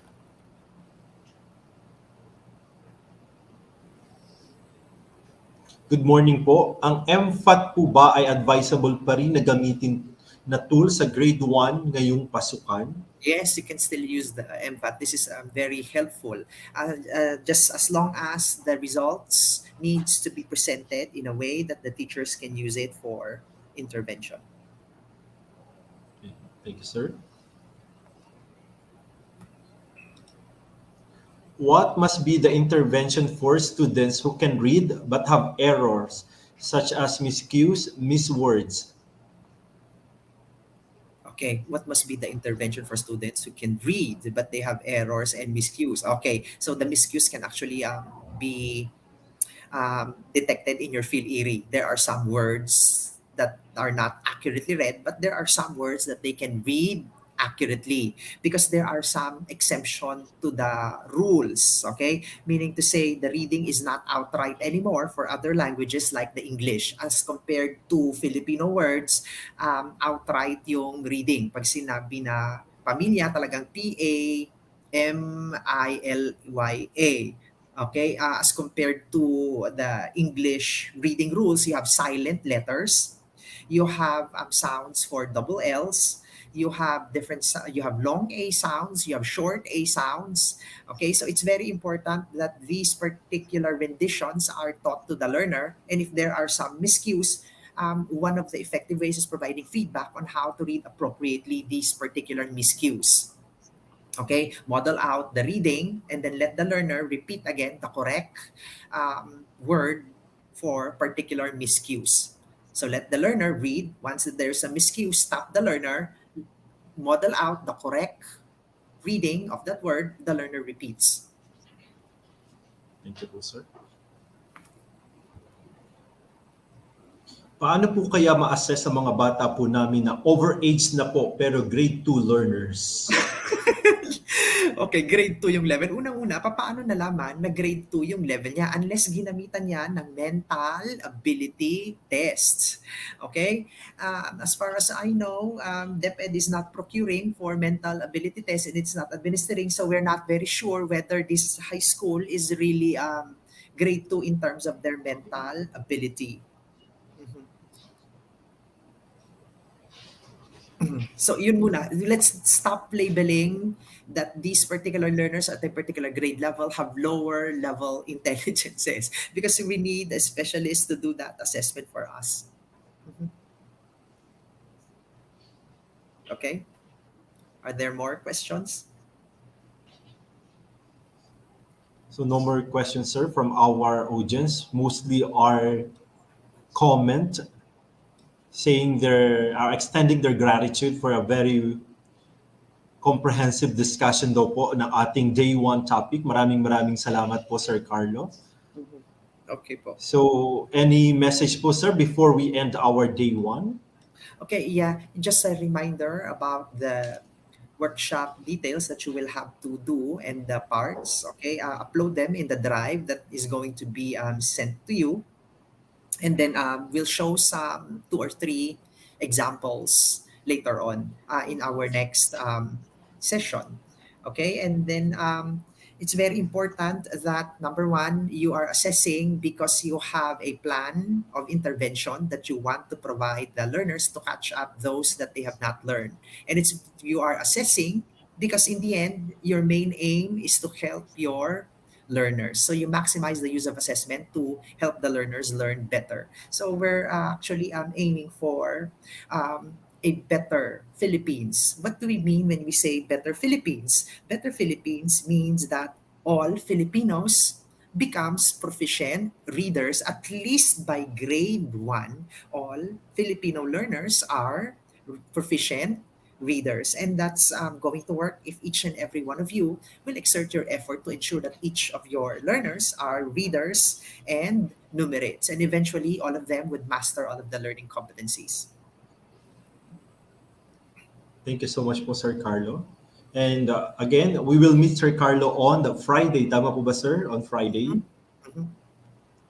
Okay po. So sa ating pong workshop, muli po, asynchronous po tayo mamayang hapon. So you may work together with your team para po sa ating workshop. At ang link po na pag-a-uploadan ay naka-post na po sa ating Racas Facebook group. So doon nyo po ma-access. Pati po yung instruction ni Sir Carlo ay nandun na rin po kung paano po gagawin sa ating workshop. And i-upload nyo po siya sa naka-flash po na link sa inyong screen. And also uploaded na rin po yung link na yan sa ating Racas Facebook group. Okay po? So pag in-open nyo po yung folder, tama ba ako team? May 22 folders po doon na pangalan ng inyong divisions. Okay? You upload your output on your respective divisions para po makita namin kung aling division po ang nakapasa na po ng kanilang mga output.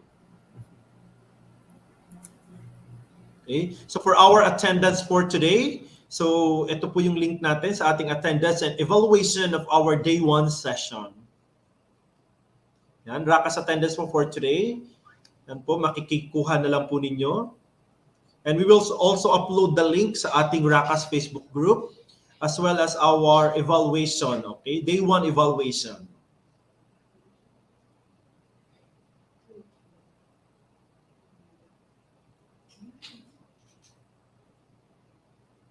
Ayan. Thank you so much. Yan po ang ating Day 1 evaluation. Muli po, maraming salamat po, Sir Carlo. And see you again on Friday, sir. Para po sa output ng ating mga participants and another discussion on Friday, sir. Thank you po, sir. Maraming salamat po.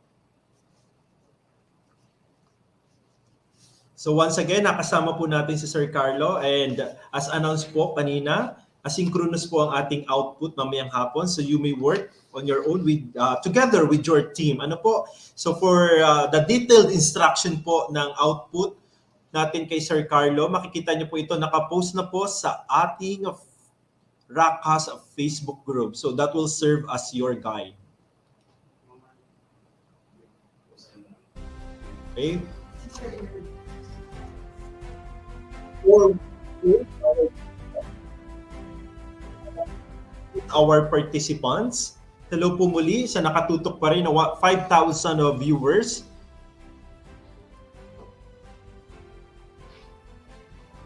Batiin uli natin ang ating 22 divisions. Magandang umaga po sa inyo at maraming salamat. Again, we will meet again tomorrow para po sa ating day 2. And for the afternoon today, you are going to work on your output. Ano po? So wag po tayo malilito doon. So may output po kayong gagawin at i-upload po yan sa inyong respective folders doon po sa link na naka-upload sa ating Racas Facebook group at yung naka-flash po natin na link.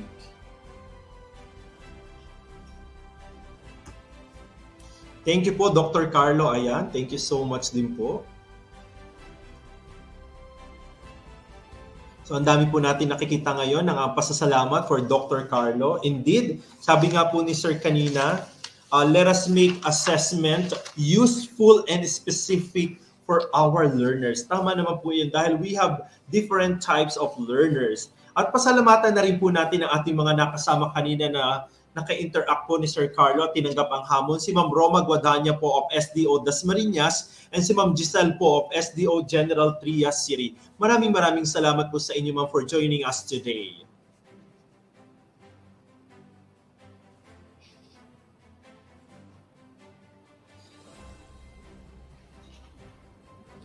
Ayan. Thank you so much, Sir Carlo, for very interesting and informative discussion. God bless po, sir. Ayan. Thank you so much po, Sir Carlo.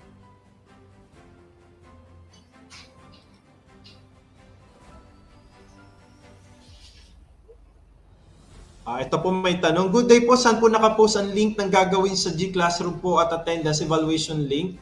Punta po tayo sa Racas Facebook group po. Doon po sa ating official Facebook group po, hindi page. Racas Facebook group. Doon po nakapost lahat po ng ating announcement, pati po yung gagawin po ninyong activity po ngayong hapon. And of course, ang evaluation link po ay doon din po ipopost sa ating Racas Facebook group. Official Facebook group po natin iyon.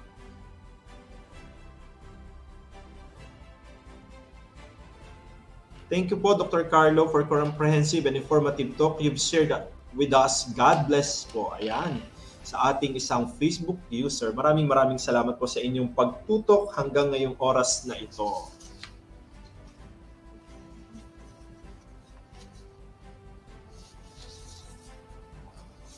Thank you po, Dr. Carlo Magno. Napakahusay niyo pong speaker. Ayan. Talaga namang marami pong tayong natutunan ngayon kay Dr. Carlo, lalo na po doon sa pag-assess na hindi pala sa pagpili ng remediation and intervention program na dapat talaga maging specific tayo kung saan competency natin tututukan ng ating mga bata. Okay? So muli po, maraming salamat po sa ating mga viewers for our day 1. Ako po muli ang inyong lingkod, Greg Luberia Sanggalang, at magkita-kita po ulit tayo bukas. Huwag pong kalilimutang i-upload ang inyong mga output. At see you po again tomorrow para sa day 2 ng ating Racas 2022 second leg, our regional virtual workshop on assessment-driven intervention. Maraming salamat po and mabuhay Racas!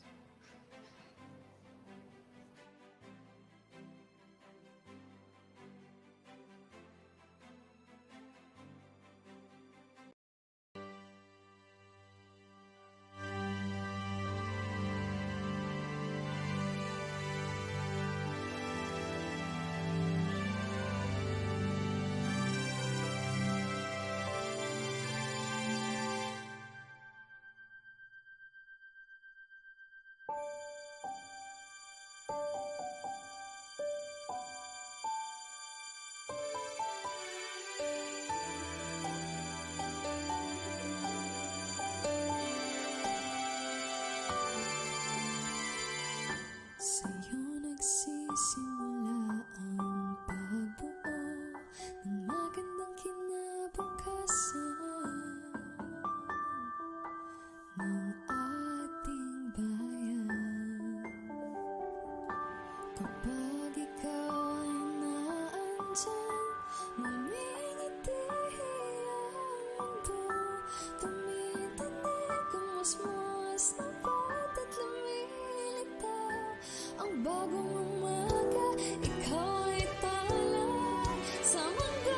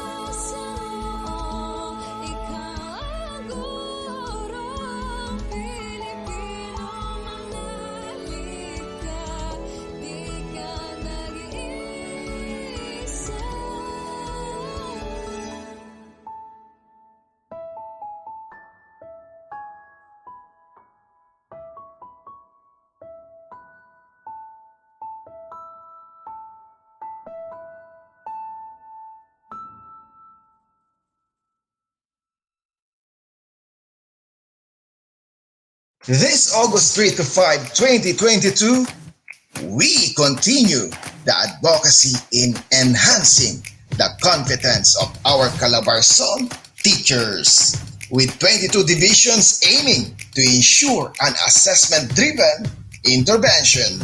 This is the second leg of Racas 2022.